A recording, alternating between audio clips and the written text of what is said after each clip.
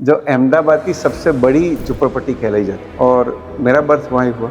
यानी जो बुनियादी सुविधा जो तुम कहते हो, जो फंडामेंटल हमारा जो होता है वो भी वहाँ नहीं थी। एक बहुत अच्छा सेंटेंस मैंने पढ़ा था कि आप कौन हो, तो आपके साथ जो 5 लोग जो होते हैं ना, उसके एवरेज आप हो। फाइनेंशियल लिटरेसी को लेके आज आपको क्या लगता है कि आज के युवा या आज के जो इंडिया के लोग हैं उनकी फाइनेंशियल लिटरेसी कैसी है और उसमें हम क्या बेहतरीन बना सकते हैं? सीए की जर्नी में तो ऐसा था, सीए की फीस जस्ट 1665 रुपये थे और मेरे पास वो भी पैसे नहीं थे। लाइफ में आपको वाई क्लियर होता है ना, तो हाउ ऑटोमेटिक हो जाता है। सीए की जो एक लाइफ होती है उसमें पब्लिक स्पीकिंग का इम्पोर्टेंस है या नहीं है? You will be surprise to know, एक सर्वे हुआ उसमें इंडिया में more than 60-70% peoples are financially illiterate. Amitabh Bachchan ने उसने बहुत अच्छी बात बोली थी, उसका टैगलाइन था, सीखना बन जीतना बन। सीए बनना है, चार्टर्ड अकाउंटेंट बनना है, वो शिफ्ट कब आया? क्योंकि chartered accountancy is not a easy job. जब मैं सीए कर रहा था, वो जो मैं पढ़ा ना, उसमें से 80% मेरे काम में नहीं आ रहा अभी। सबसे बड़ी विडम्बना ये है कि हमें मनी के बारे में सिखाया नहीं जाता। Right. I choose right people, I choose their right work to them. तो अगर राइट पर्सन को तुम राइट काम लेते हो तो आपका लोड कम हो जाता है। कोई स्कूल, कोई कॉलेज हमें वेल्थ कैसे क्रिएट करनी, पैसे का मैनेजमेंट कैसे करना, वो चीज़ कहीं भी सिखाई नहीं जाती। इनफैक्ट चार्टर्ड अकाउंटेंसी कोर्स पे भी नहीं है।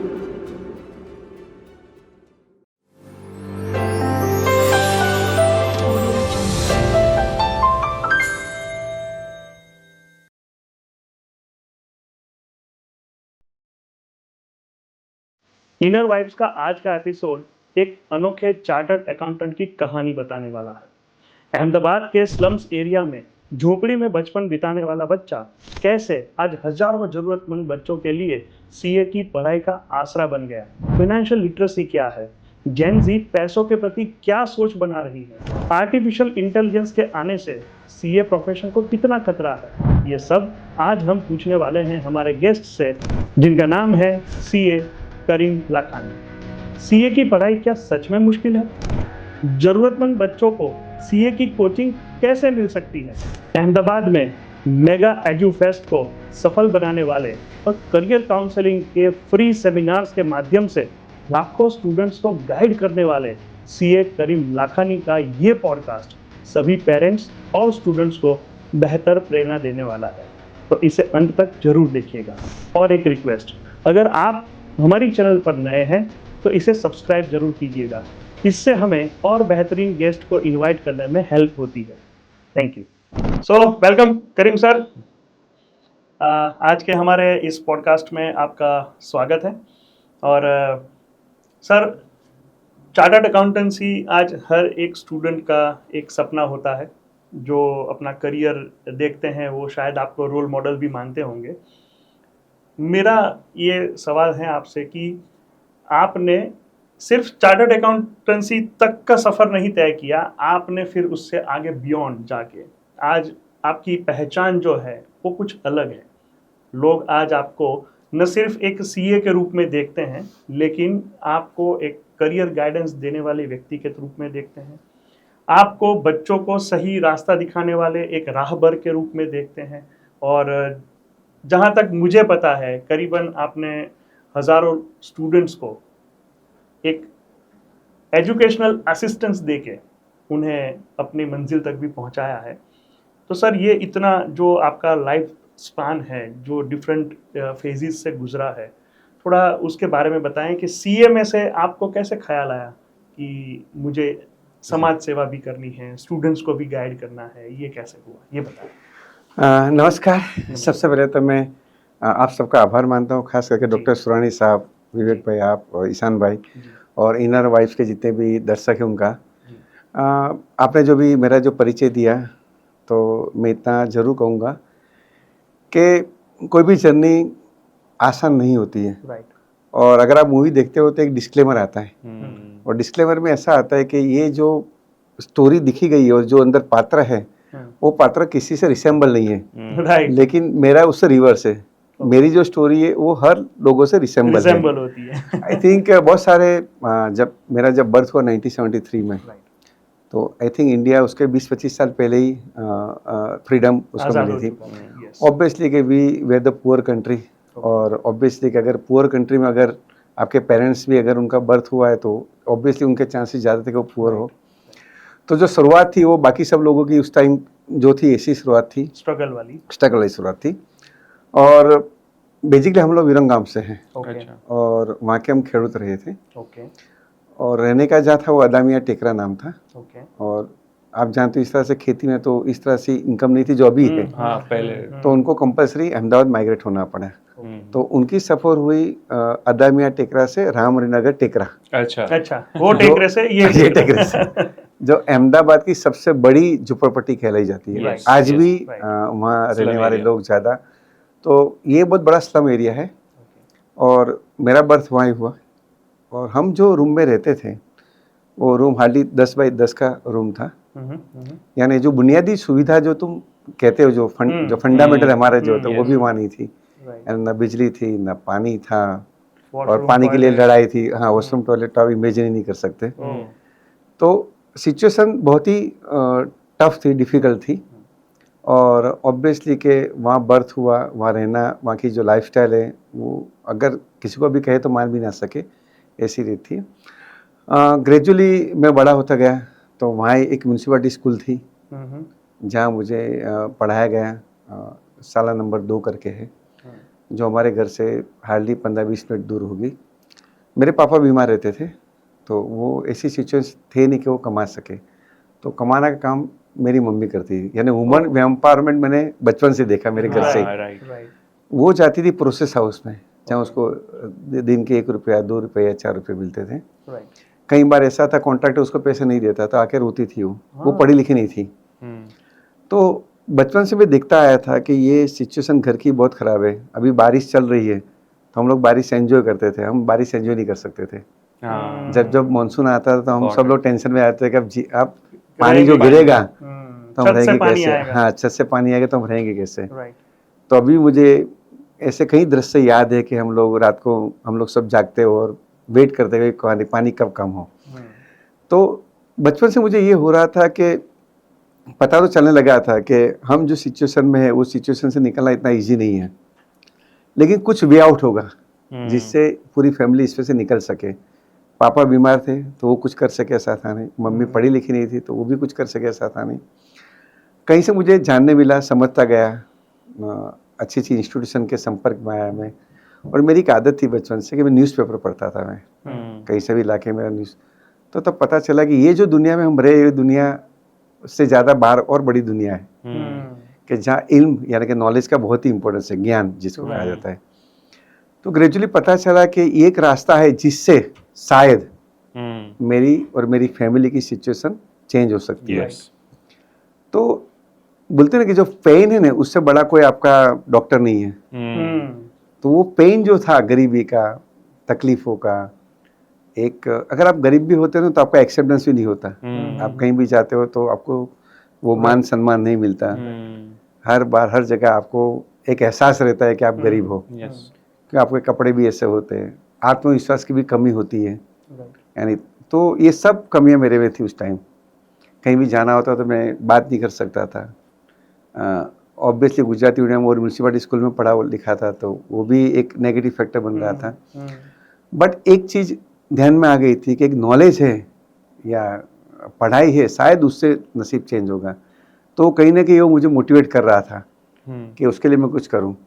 लेकिन अगेन सराउंडिंग जो एनवायरनमेंट था वो ऐसा था कि जहाँ नेगेटिव बातें होती थी, क्योंकि आप जो माहौल में रहते हो ना वो माहौल आपको ज़्यादा इफेक्ट करते हैं। एक बहुत अच्छा सेंटेंस मैंने पढ़ा था कि आप कौन हो तो आपके साथ जो 5 लोग जो होते हैं ना उसके एवरेज आप हो। यानी आप जिसके सराउंडिंग में आप रहते हैं उसकी थॉट प्रोसेस आपको इफेक्ट करने लगती है। मैं भी जब पढ़ने बैठता था तो वहाँ के जो लोकल बच्चे थे वो सब मेरे पास आते थे और यही सेंटेंस, पढ़ने से किसका भला हुआ है। ये बहुत कॉमन सेंटेंस है जो हम ये डीमोटिवेट, या आप पढ़ोगे तो नौकरी आपको मिलने वाली नहीं है। तो डीमोटिवेशन बहुत था, लेकिन साथ में सबसे बड़ा मोटिवेशन ये था कि कुछ करना है और कुछ यानी पढ़ाई करनी है। तो कहीं ना कहीं वो चीज़ें पुश कर रही थी मुझे। वो एक जगह भी ऐसी होगी कि वहाँ पे इजी है आप कहीं इन्फ्लुएंस हो जाओ, जी। वो आप वो एज में भी थे, लाइक अभी भी हमारे जो हम्म, टीनेज बच्चे हैं हम्म, तो उनको भी जब हम देखते हैं तो दैट वाज एन एज कि जहाँ पे इट वाज इजी टू आप डिस्ट्रैक्ट हो जाओ, जी, आप जी। इन्फ्लुएंस हो जाओ वो सारी बातों से। तो उस टाइम पे व्हाट वाज मोटिवेटिंग यू कि नहीं मुझे यही करना है, यही करना है, वो फोकस रखना, ऑन द ट्रैक बने रहना। बने एक्चुअली आप ये माहौल में आप बड़े होते हो ना, आपका अगर ग्रो अप होता है ना तो चैलेंजेस और बढ़ जाते हैं। यस, क्योंकि मुझे याद है कि मेरे घर के आजू बाजू ज़्यादातर लोग ये पुतली जो बोलते हैं हाँ, यस यस, वो पी पी के गिरे देसी होते हैं। दारू हाँ, जिसको वो तो बोलते हैं। देसी वो गिरे होते हैं, वहाँ जुगार चल रहा था। हम्म, बच्चे ज़्यादातर लड़ाई झगड़े में Yes. निकालते थे। तो आपको अगर बिगड़ना है ना तो बहुत ईजी था उसमें, बहुत ईजी था। लेकिन मेरा ऐसा मानना है कि कहीं ना कहीं आपका घर का जो इंटरनल घर का जो एटमॉस्फेयर है ना, हम लोग गरीब थे लेकिन संस्कारी थे। यस, मेरे माँ बाप ने ये बहुत बड़ा काम किया था कि ऑलवेज दोनों इंसिस्ट करते थे कि नहीं these are the right way, these are the wrong way. Yes, और जो मैं कम्युनिटी से बिलोंग करता हूँ, खोजा कम्युनिटी, राइट, वहाँ भी हमारा जो एक रिलीजियस प्लेस होता है, वहाँ भी हमें ये चीज़ें सिखाई जाती थी कि हमारे लिए सही क्या है और गलत क्या है। तो कहीं ना वो जो संस्कार घर के हैं ना, वो आप पे बड़ा इफेक्ट करते हैं। राइट, तो बिगड़ने के लिए रास्ते तो बहुत सारे थे, लेकिन उस टाइम मोबाइल नहीं था, वो भी एक प्लस पॉइंट था कि शायद सबसे बड़ा डिस्ट्रैक्शन वो नहीं था। राइट, और दूसरा माँ बाप का एक जो तुम्हारे साथ जो बॉन्डिंग होता है ना, उससे भी बहुत फर्क पड़ता है। ट्रू, तो मैं हर जगह जाता हूँ, वहीं कहता हूँ कि अगर बच्चे बिगड़ रहे हैं तो कहीं ना कहीं कसूर माँ बाप का होता ही है। कि माँ बाप वो चीज़ इस्टेब्लिश करने रह गया कि भाई वी लव यू, हम और तुम हमारे लिए सबसे ज़्यादा इम्पोर्टेंट हो। तो मम्मी स्ट्रगल करती थी, पापा बीमार रहते थे, फिर भी वो चीज़ माइंड में रहती थी कि अगर मैं कुछ भी गलत करूँगा तो शायद मेरी फैमिली जो तकलीफ में आएगी वो मेरे से बर्दाश्त नहीं होगा। तो जब अगर आपके पास एक गोल होता है ना, और सही गोल होता है, तो आप मंजिल तक तो पहुँचते ही हो।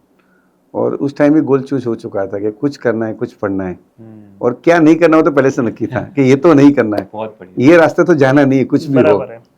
यानी जहाज जब समंदर में जाता है तो उसके पास एक यंत्र होता है जो उसको ट्रू नॉर्थ दिखाता ओके, है, अंतर और आपके लिए वो ट्रू नॉर्थ क्या है वो आपको पहले से पता थी। और एक कल्चर जो आपके अंदर परिवार के थ्रू मिला है ना, कम्युनिटी के एक कल्चर से मिला है, जो एजुकेशन जो बैकग्राउंड जो आपके था वो ही आपको डिस्ट्रैक्शन से रोक रहा था, और बढ़िया तरीके से आज आपको ये पोजीशन मिली है, वो उसी एक बैकग्राउंड का नतीजा है। ये कोई मेरा मानना है कि आप कहीं भी पहुंचते हो ना, तो लोग कहते हैं, कई लोग ऐसा बोलते हैं कि I am self motivated, I am the only person who has done this. There is nothing like that.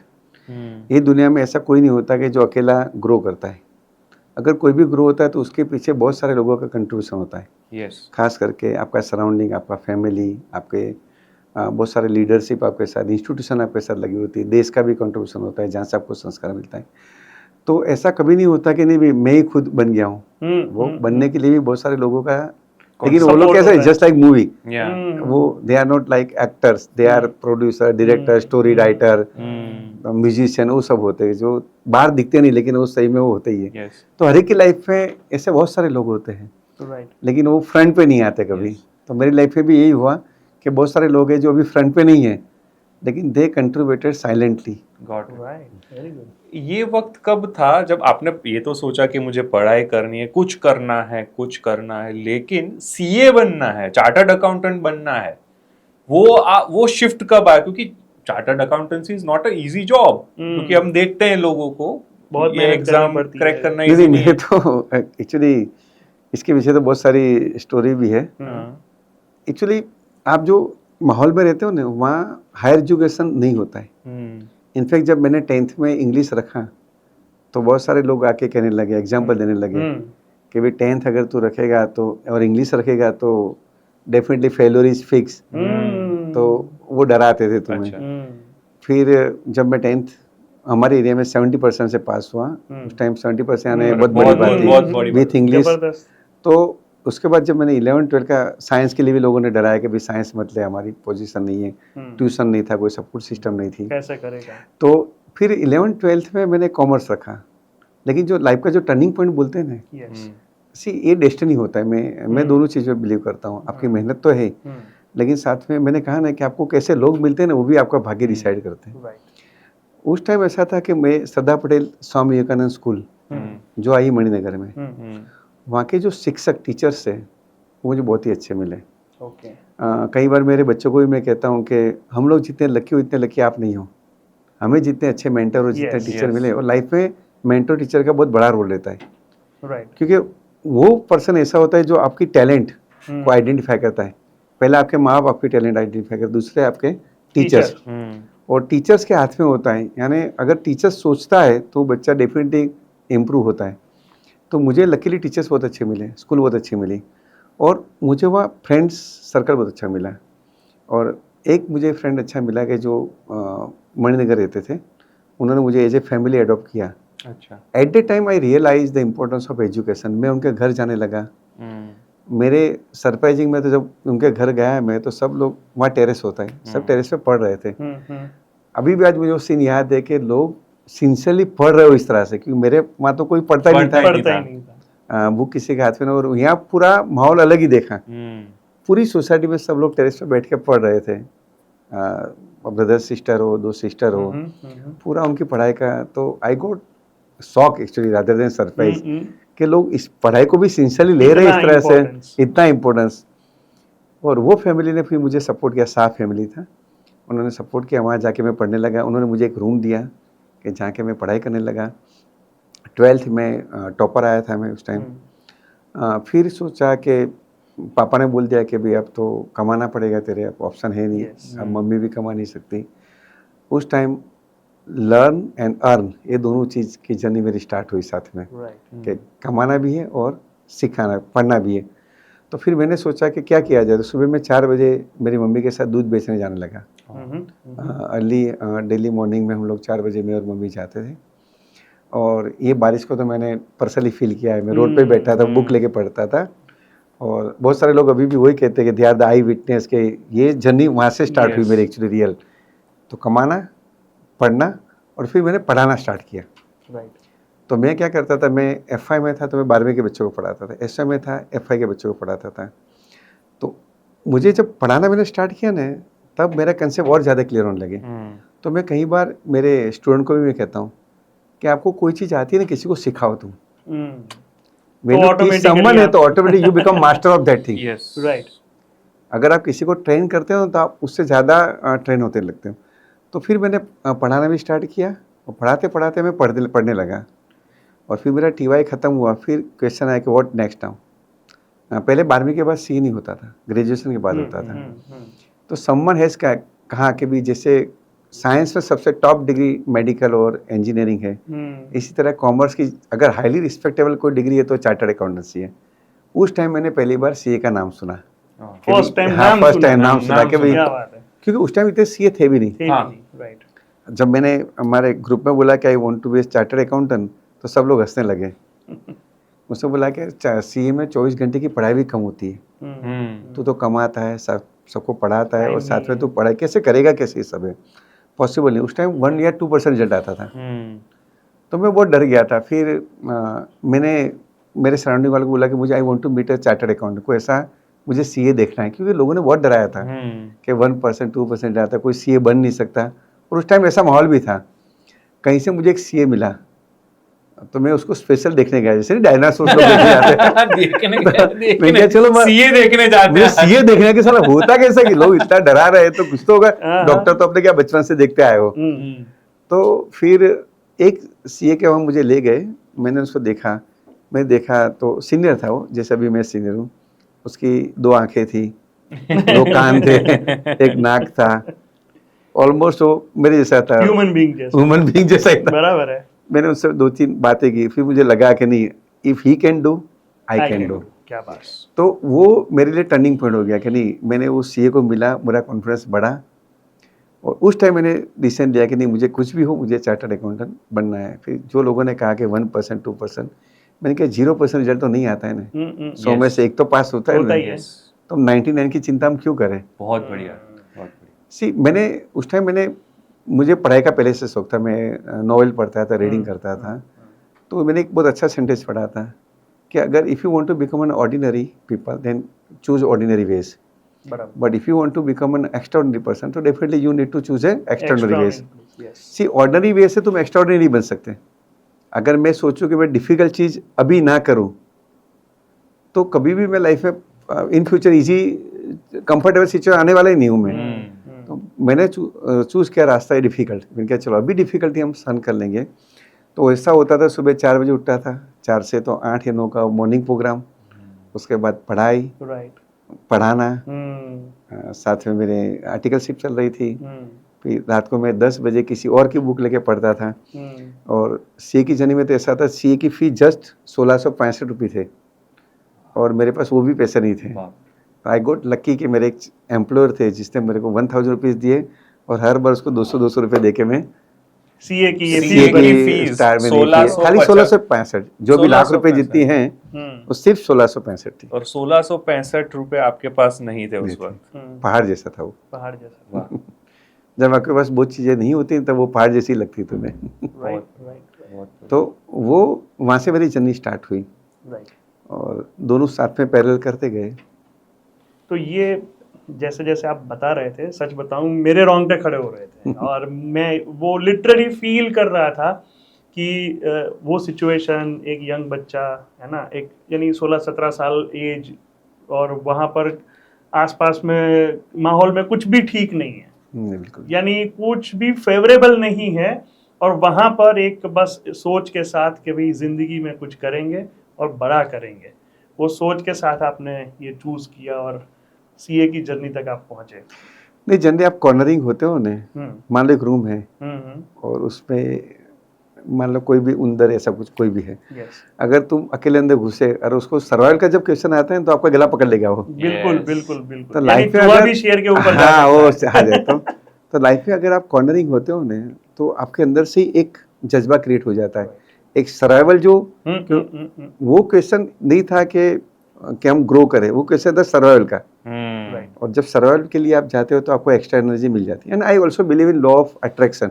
Right, मैंने सीक्रेट नाम की बुक कई बार पढ़ी है और मुझे लग रहा था कि नहीं, अगर जो चीज़ हम दिल से चाहते हैं ना, सूनर और लेटर आपको मिलती है। राइट लेकिन उसके लिए सबसे ज़्यादा जरूरी होता है patience, continuous hard work right. और डेडिकेशन। तो वो ऑटोमेटिक, और गोल तो बहुत क्लियर था और गोल इतना ज़बरदस्त था ना। मैंने एक हर जगह जाता हूँ मैं कहता हूँ कि अगर लाइफ में आपको वाई क्लियर होता है ना तो हाउ ऑटोमेटिक हो जाता है। Yes, why I am doing this. सबसे इम्पोर्टेंट लाइफ में होता है वाई। मेरे पास मेरा वाई बहुत ही क्लियर था कि this is the only way, कोई ऑप्शन था ही नहीं। ऐसा ऑल्टरनेट होता तो शायद मैं भटक जाता। जब मेरा वाई बिल्कुल क्लियर है, this is the only way, और ये वे हमें पहले से सब लोगों ने बताया हुआ था कि यही वे है सर। और हमारे पास हजारों एग्जाम्पल थे जिन्होंने, आजू बाजू भी हम सराउंडिंग में देखते थे, जो पढ़े लिखे थे वो बेटर लाइफ जी रहे थे। तो मेरा वाई बहुत क्लियर था और वाई ये था कि कैसे भी करके मुझे और मेरी फैमिली को इसमें से, गरीबी से बाहर निकालना है। और ये एक ही रास्ता ऐसा है, तो हाउ तो ऑटोमेटिक होने लगा। यस, फिर तो क्या लॉ ऑफ अट्रैक्शन की तरह बाकी लोग हैं ना वो आने लगे, सपोर्ट सिस्टम पूरी क्रिएट होने लगी। बहुत बढ़िया। जैसे अभी आपने जिक्र किया द सीक्रेट बुक का और लॉ ऑफ अट्रैक्शन का, आज यूट्यूब के ज़माने में मेरी तो 25 साल की ट्रेनिंग एंड डेवलपमेंट की पूरी करियर लगी हुई है। मैंने जब से ग्रेजुएशन कंप्लीट किया और ट्रेनिंग फील्ड को अपनाया, जब मैंने एचआर के अंदर स्ट्रेटेजिक ह्यूमन रिसोर्स मैनेजमेंट किया, वो समय ऐसा नहीं था कि जब लोग इन चीज़ों को इतनी जल्दी से सुनते, समझते और एडप्ट करते। माइंड पावर उन समय पे बहुत नया नया था, तो वो समय ऐसा था कि लोग उसको चाव से सीखते थे। जब हम बोलते थे, समझाते थे तो उसकी सीरियसनेस को समझते थे। लेकिन आज के यूट्यूब के माध्यम में बहुत सी चीज़ों को ना डाइल्यूट किया गया है, यानी हर कोई व्यक्ति अपने माध्यम से अपनी तरीके से बता रहा है। तो जब आप बोल रहे हो कि लॉ ऑफ अट्रैक्शन वर्क करता है, बिल्कुल वर्क करता है ना, यूनिवर्स में वो बिल्कुल वर्क करता है। सर जैसे यहाँ तक की जर्नी तो आपकी सीए तक की थी, एक डेस्टिनेशन था, वो पहुँच गए। न सिर्फ पहुँचे, लेकिन आज अगर मैं कहूँ कि करीम लाखानी सर, तो लोग तुरंत ये कहेंगे कि गुजरात के जो टॉप सीए हैं, प्रैक्टिसिंग सीए, उनमें से वन ऑफ द सीए तक का खिताब जो है वो आपको मिला हुआ है और वो मुकाम तक पहुँचे। यानी सिर्फ सीए ना बने लेकिन एक लेवल तक पहुँच गए। वहाँ से आपने एकदम शिफ्ट किया है, आज एक नई पहचान बनाई है। और वो एक ऐसी पहचान है जहाँ पर आप बच्चों को करियर के लिए गाइड करते हो, उनको मेंटोरशिप देते हो। तो सीए शिप तो बहुत बढ़िया चल रही थी, सक्सेसफुल थे, है ना, गुजरात में एक अच्छा नाम हो गया था। तो वहाँ से ये एकदम से शिफ्ट हुआ, वो उसकी जर्नी क्या थी सर? नहीं, ये तो ऑब्वियस होना ही था ना। आज समझो कि जो मेरी जर्नी में जो मैंने अप डाउन देखे, at the time I realize कि एक गैप है अपने देश में। कौन सा गैप है? टैलेंट का गैप नहीं है, एक इंफॉर्मेशन गैप है, एक सपोर्ट सिस्टम का गैप है। गैप ऐसा है कि बहुत सारे हजारों टैलेंटेड बच्चे हैं जो लाइफ में कुछ करना चाहते हैं। ऐसे हजारों लोग हैं जो उनको कुछ कराना भी चाहते हैं, but there is no bridge between them. बहुत सारी एनजीओ है, बहुत सारी इंस्टीट्यूशन है, गवर्नमेंट सपोर्ट सिस्टम है कि जो ऐसे बच्चों को सपोर्ट देने के लिए तैयार हैं। लेकिन जिसकी फर्स्ट जनरेशन पढ़ती है ना, उनको पता नहीं है कि हमें ये करना चाहिए या हम ये करेंगे तो हमारी लाइफ चेंज होगी। तो मुझे उस टाइम ऐसा लगा कि ऐसे हजारों लाखों करीम हैं कि जिसको अगर राइट टाइम पे गाइडेंस मिल जाए, राइट टाइम पे सपोर्ट मिल जाए, तो वो भी एक, यानी मेरा पर्सनली ऐसा मानना है कि नॉलेज एक्सेस में इक्वालिटी होनी चाहिए, अपॉर्चुनिटी में भी इक्वालिटी होनी चाहिए। फिर जिसको जो परफॉर्म करना है वो उस हिस्से आगे जाए, वो हिसाब से रिजल्ट। यानी अगर एक अमीर आदमी का लड़का है, उसको पढ़ाई के जितने मौके मिलते हैं, उसको जितने नॉलेज की इन्फॉर्मेशन मिलती है, उतना एक गरीब बच्चों को मिलना चाहिए। और फिर अल्टीमेट जो परफॉर्म बेटर करेगा वो आगे बढ़ेगा। बहुत बढ़िया बात। तो ये गैप पूरा करने के लिए मुझे लगा कि कुछ करते अपने। जब मैं पढ़ा रहा था तब भी बहुत सारे बच्चे ऐसे थे जिनको मैं फ्री में पढ़ाता था, क्योंकि पेन तो अंदर था ही। आज किसी को, अगर मेरे बच्चे को मैं बोलता हूँ कि 1665 रुपये, तो उसको पता नहीं कि इसकी वैल्यू क्या है। लेकिन मुझे पता है कि मेरे लिए वो कितने डिफिकल्ट है। तो अगर मेरी ऑफिस में भी कोई भी बच्चा फ़ी की वजह से मेरे वहाँ आता है, तो I can feel their pain. मुझे वही लगता है कि कहाँ मैं बाहर बैठा हूँ, मैं खुद ही बैठा हूँ मैं। तो अगर तुम वो पेन में से पास नहीं होते ना, तो आपको वो पता नहीं चलता कि उस पर क्या बीत रही होगी। तो फिर मुझे लगा कि नहीं, कुछ ऐसा किया जाए कि जिससे जो बच्चे जो टैलेंटेड हैं, जो लाइफ में कुछ करना चाहते हैं, उनको एक प्लेटफॉर्म दिया जाए, जिसको अभी की भाषा में लॉन्च पैड कहते हैं। तो और पर्सनली मेरा भी मानना है कि 2 डोनेशन सबसे ज़्यादा इम्पोर्टेंट है, एक है एजुकेशन का और एक कैरियर का। अगर ये 2 डोनेशन आप देते हो तो सामने वाला बंदा परमानेंट आत्मनिर्भर हो जाता है, वो फिर किसी पे डिपेंडेंट रहेगा नहीं। तो छोटे छोटे एक्सपेरिमेंट हम करते गए।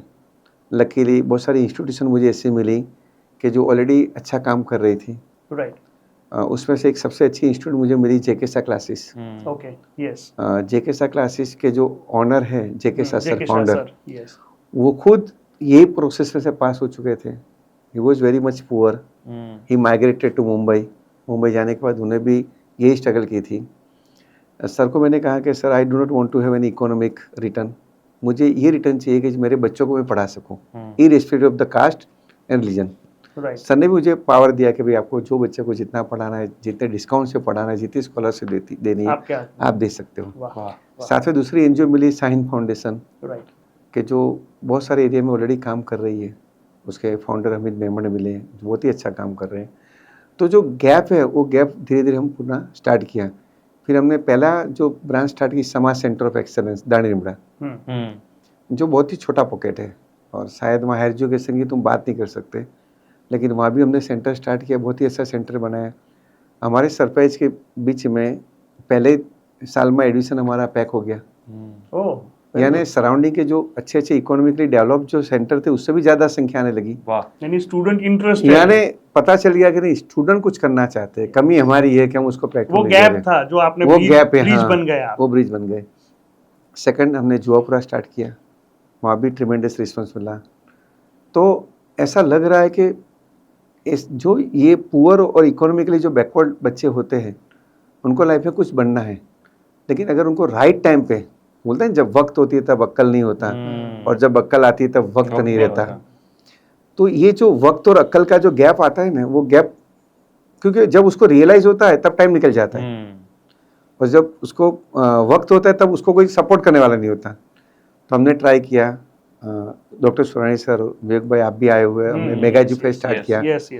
It was one of the, हाँ, और पर्पज सक्सेस का अगर हम मेजरमेंट करें तो मेजरमेंट मेरे लिए वो है कि कितने बच्चों की लाइफ में बदलाव आया है। यस तो देख रहे कि अभी बहुत सारे बच्चे हायर एजुकेशन में जा रहे हैं, बहुत सारे एनजीओ इस पर काम करना स्टार्ट कर दिया, क्योंकि सबको लगा कि ये एरिया में तो काम हुआ ही नहीं है।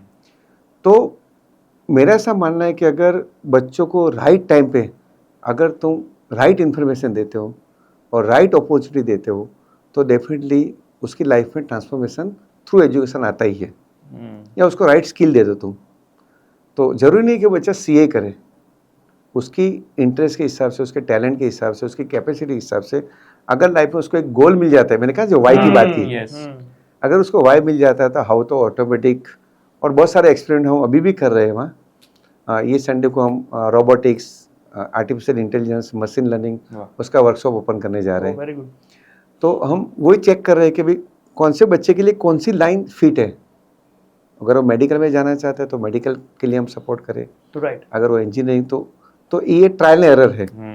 और नो डाउट अच्छा रिस्पॉन्स मिल रहा है, बच्चे पढ़ रहे हैं, लेकिन स्काई इज द लिमिट, इसमें भी बहुत सारी चीज़ें भी करना बाकी है। भी मेन यही है कि एक्सेस ऑफ नॉलेज सबके knowledge, साथ इक्वालिटी होनी चाहिए। लेकिन सर जैसे राइट टू इन्फॉर्मेशन है ना, यस, राइट टू एजुकेशन है ना, इसी तरह तो right to equality in education भी होना चाहिए। Yes. वाह। पर्टिकुलरली इन हायर एजुकेशन, बहुत बढ़िया बात हायर एजुकेशन में होना चाहिए। लेकिन सर जब एक स्टूडेंट अपने करियर को बनाता है और एक मुकाम को हासिल करता है तो वो एक जिंदगी नहीं बदलती, लेकिन पूरा परिवार जो है सही बात है। वो उसको इसकी इफेक्ट को एंजॉय करता है और वो पूरा परिवार यानी अपनी जिंदगी बना लेता है। सही बात है। तो आपका एक जो छोटा सा प्रयास है, लेकिन सोशली अगर इसकी इफेक्ट देखें तो बहुत बड़ी इफेक्ट है। देखो भाई, मैं कहूँ ना, एजुकेशन जादुई चिराग जैसा है। यस, वो जिसके हाथ में आता है ना, वहाँ और से पूरी आवाम जीन को निकलता बदल है, जीन सकता है। निकलता है। यस, और वो जीन है ना, आप जो मांगते हो वो देता है तुम्हें। राइट। जरूरी नहीं है कि आप एजुकेशन से एक्सपेक्ट ऐसा करो कि तुम्हें जॉब मिले, तुम्हें एक अच्छा आदमी बनाता है वो, इससे तुम अच्छी फैमिली तुम कर सकते हो, तुम्हारी सोच अलग हो जाती है। आपको लाइफ में जो भी आपको ड्रीम्स होते हो, ड्रीम्स भी वो पूरा करता है वो, नॉट ओनली इकोनॉमिकली। अच्छा, और कुछ नहीं करना, आप अगर पे बैक टू सोसाइटी कुछ देना चाहते हो तो भी आप दे सकते हो। एक ओशो रदीस ने बोला ना कि स्वार्थ बिना परमार्थ नहीं है। राइट। तो आप इकोनॉमिकली एम्पावर होते हो तो आप उसको पे बैक कर सकते हो। मुझे याद है डॉक्टर सुरानी साहब हर बार हम जब भी जरूरत है हम आते हैं हमारे साथ, तो वो कब हेल्प कर सकते हैं, कब बच्चों को मोटिवेट कर सकते हैं विदाउट टेकिंग एनी चार्ज, जब वो खुद इकोनॉमिकली एम्पावर है। राइट। तो हमें तो कहा गया है कि भी 3 टाइप का डोनेशन आप दे सकते हो, आप टाइम का दे सकते हो, नॉलेज का दे सकते हो और मनी का दे सकते हो। ये 3 डोनेशन है ना, अगर एक एजुकेटेड पर्सन होगा अच्छी तरह से दे सकेगा और वो इम्पैक्टफुल रहेगा। सही है, सही बात है। अब जैसे आपने बताया कि आपने बहुत सारे बच्चों की ये लाइफ को एम्पावर किया है और उनको एक ब्रिज बन के जो मिसिंग चीज़ें थी वो गैप आपने कंप्लीट किया और आज वो बहुत अच्छे मुकाम पे हैं। लोग ना अपने अपने क्षेत्र में जहाँ उनको जाना है वो करियर उनको मिल रहा है। तो मैंने आपका एक दूसरा पहलू भी ऐसा देखा है कि आपने कहीं जगह, बहुत सारी जगह पर फाइनेंशियल लिटरेसी को लेके भी बहुत सारे लेक्चर्स दिए हैं। आए दिन आपके कुछ रिसर्च पेपर्स जो हैं वो न्यूज़पेपर में मैं पढ़ता हूँ। तो सर, फाइनेंशियल लिटरेसी को लेके आज आपको क्या लगता है कि आज के युवा या आज के जो इंडिया के लोग हैं उनकी फाइनेंशियल लिटरेसी कैसी है और उसमें हम क्या बेहतरीन बना सकते हैं? आपने बहुत ही मेरे अंदर जो है ना वही बात तुमने कह दी। अच्छा, अगर आप सोचोगे ना तो इंडिया में जितने प्रॉब्लम है ना, आप इकोनॉमिकली आप सर्वे करो, कहीं भी आप फैमिली सराउंडिंग भी देखोगे ना, उसमें 90% प्रॉब्लम इकोनॉमिक वजह से होगा। उसका रूट कोज आप देखोगे ना तो उसमें मनी आ जाएगा। और सबसे बड़ी विडम्बना ये है कि हमें मनी के बारे में सिखाया नहीं जाता। राइट। कोई स्कूल, कोई कॉलेज हमें वेल्थ कैसे क्रिएट करनी, वो नहीं सिखाती। पैसे का मैनेजमेंट कैसे करना, वो चीज़ कहीं भी सिखाई नहीं जाती।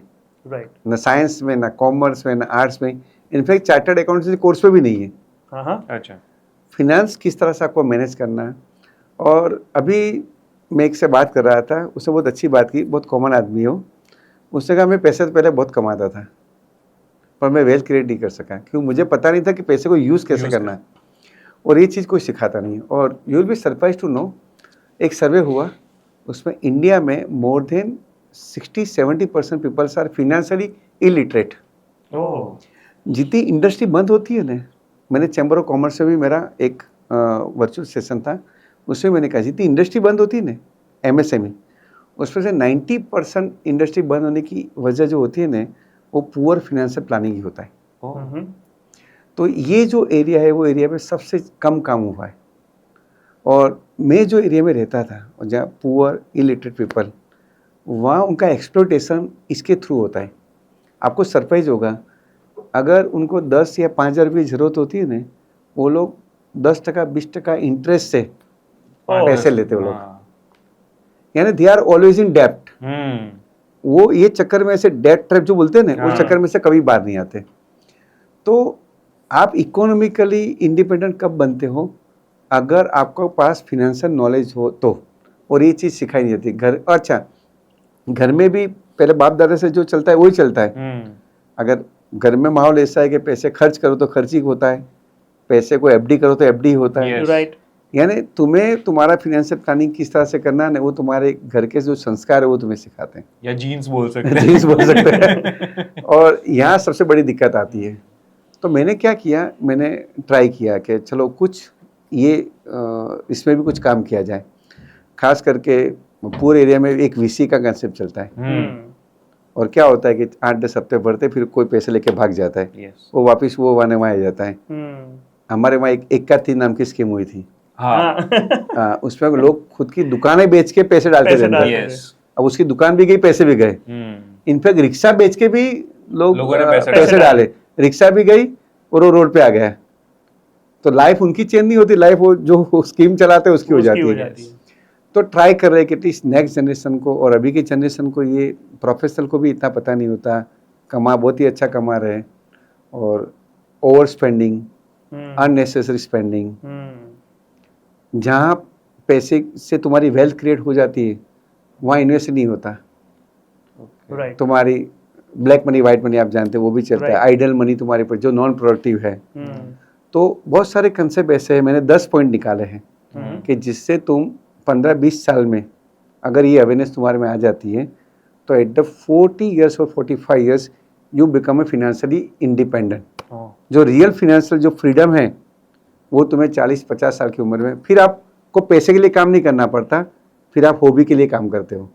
पैसे आपके लिए काम करते हैं। ये चीज़ें हमें 20 साल की उम्र में कोई सिखाता ही नहीं है। मुझे भी ये रियलाइजेशन 40-50 साल की उम्र में हुआ। कि मेरे घर में भी मुझे ये सिखाई नहीं गई थी। थोड़े पैसे बचे, आप एफडी कर दो, खत्म बात। तो कहाँ इन्वेस्ट करना कि जिससे वैल्यू एडिशन होता है, कहाँ इन्वेस्ट करना जहाँ से वेल्थ क्रिएट होती है, वो हमें कोई सिखाता नहीं है।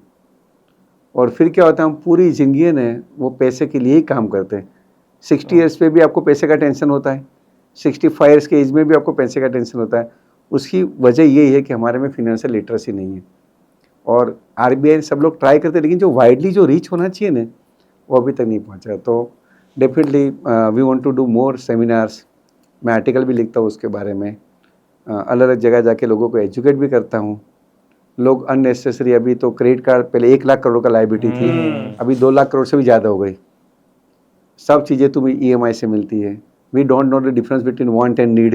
बराबर है। हमने वांट को नीड कर दिया है, नीड तो कहीं पड़ी पता नहीं हमें। तो अभी के यूथ में इनफैक्ट हर एक को एक कैसे मनी मैनेज करना ना, वो सीखना बहुत ही जरूरी है। राइट। तो जब मौका मिलेगा तो अपने उसके बारे में बिल्कुल, बात एक करेंगे। सेपरेट टेक इसी विषय पर हम एक नहीं सर, podcast करेंगे। बहुत ही मेरे साथ मानना है कि अगर लोग जितनी जल्दी, जितना स्टार्टअप अर्ली करते हो ना, उतना आप जल्दी फिनेंशियली इंडिपेंडेंट हो सकते हो। और बहुत ही ईजी है, बहुत ही सिंपल है। लेकिन ये सिंपल और ईजी चीज़ हमारे कहीं भी करिकुलम में नहीं है। वैसे पहले इन्वेस्टमेंट के कुछ रिसोर्सेज जो थे वो लिमिटेड थे, आज से बहुत साल पहले। तो ज्यादातर लोग क्या करते थे कि भी गोल्ड ले लो, ऑर्थोडॉक्स में, हाँ, सिल्वर ले लो, और ट्रेडिशनल इन्वेस्टमेंट, ट्रेडिशनल जो भी है वही कर सकते हैं, या फिर प्रॉपर्टी, यही पहले हुआ करता था। जैसे जैसे समय बदला, शेयर बाजार आया और उसमें इन्वेस्टमेंट हुआ, और वहां पर भी दोनों तरीके के लोग थे, जिनको सक्सेस भी मिली और जिनको लॉसेस भी हुआ। तो उसके बाद बैंकिंग आया, बैंकिंग के अंदर फिर जो एफडीज आई, वो एक नया ट्रेंड हुआ। वहां पर भी लोगों ने ट्रस्ट धीरे धीरे डेवलप किया और वहां डालते गए। फिर वहां पर भी क्रैशेस आए कि बैंक क्रैश हो गई, अब क्या करना है। तो वहां से भी वापस से लोगों को लगा कि भाई ये भी यहाँ पर भी सेफ्टी नहीं है। फिर अब म्यूचुअल फंड आ रहे हैं और कहा जाता है भाई उसमें भी सर्टेनिटी है नहीं है, वो भी एक पार्ट ऑफ रिस्क है, क्योंकि डिस्क्लेमर भी बोला लिखा जाता जाता है ना, म्यूचुअल फंड में। Investment is always risky. तो हर एक जगह पर जब ये आता है और घर में पैसा रखो तो चोरी हो जाती है। तो ऐसे में जाए तो जाए कहाँ? जाए तो जाए कहाँ? ऐसे में अगर आज कोई एक युवा जो अपना करियर स्टार्ट कर रहा है, इनकम शुरू हुई है, उसे अगर अपने फिनेंस का कुछ मैनेजमेंट करना है, तो एक बेसिक 2-4 टिप्स अगर आप कुछ बता सको तो उसके लिए हम क्या कहेंगे? मेरे हिसाब से ना एक बुक बहुत अच्छी है, अगर मैं रेकमेंड करूंगा, हाईली रेकमेंड करता हूँ मैं, rich dad poor dad, right. Robert Kiyosaki की Robert बुक से। बहुत ही उसने मेरे फंडा बहुत सारे क्लियर किए उसने। Then psychology of money, yes, ये दो बुक तो है ना कोर्स के पार्ट में होनी चाहिए हर यूथ एजुकेशन को। में हाँ, हर यूथ को पढ़ना ही चाहिए। पढ़ना ही चाहिए। इनफैक्ट मैं जब भी किसी को मैं गिफ्ट देता हूँ उन्हें, इनफैक्ट शादी में भी जाता हूँ उन्हें, तो उनको ये गिफ्ट देता हूँ कि भाई ये तुम रखो, जब भी तुम्हें मौका मिले इसको पढ़ना तुम। तो जो 3-4 टिप आपने जो बात की ना, उसमें सबसे पहली जो मेरी टिप्स है ना वो है कि यू मस्ट सेव। पहले तो सबसे बड़ा बचत करो। बचत तो आपको करनी है। चाहिए। और अगर बचत का तो अलग अलग रेशियो है, 50-30-20 है, 50-50 है। मैं अगर मेरी खुद की बात करूँ तो मैं ऑलवेज सोचता हूँ कि पहले मैं बचाता हूँ फिर खर्च करता हूँ। राइट। लोग क्या करते हैं, पहले खर्च करते हैं फिर बचाते हैं। तो पहले तो ये माइंडसेट चेंज करने की जरूरत है कि भाई saving is the most important part of your life, irrespective what you earn. आप 10,000 कमाते हो, 15 कमाते हो, 25 कमाते हो, हर स्टेज पे आप सेविंग तो कर ही सकते हो। तो हर एक को ये हैबिट तो डेवलप करनी चाहिए कि हमें सेव करना है। सेकंड जो है ना, जो मेरे हिसाब से सबसे ज़्यादा है कि don't invest in liability, invest in assets. Right. हम क्या करते हैं, जैसे थोड़े पैसे आते हैं ना, हम लायबिलिटी में इन्वेस्ट करना स्टार्ट करते हैं। लगता है एसेट, आजकल तो ये ट्रेंड बहुत ज्यादा बढ़ गया है। लगता है तुम्हें एसेट, लेकिन वो एसेट नहीं है। नहीं है।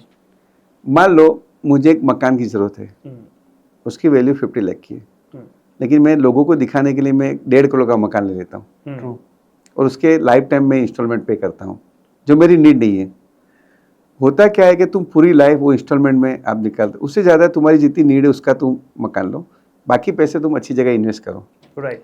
तो अब एसेट किसको हम कहेंगे? एसेट हम उसको कहेंगे कि जिससे हमें कोई इनकम जनरेट होती है। राइट। लायबिलिटी हम उसको कहेंगे जिससे हमें पे करना पड़ता है। राइट। मान लो मैं एक बड़ी कार लेता हूँ, लोगों को अकाउंट की लैंग्वेज में तो कार एसेट है, मेरे लैंग्वेज में वो लायबिलिटी है। राइट।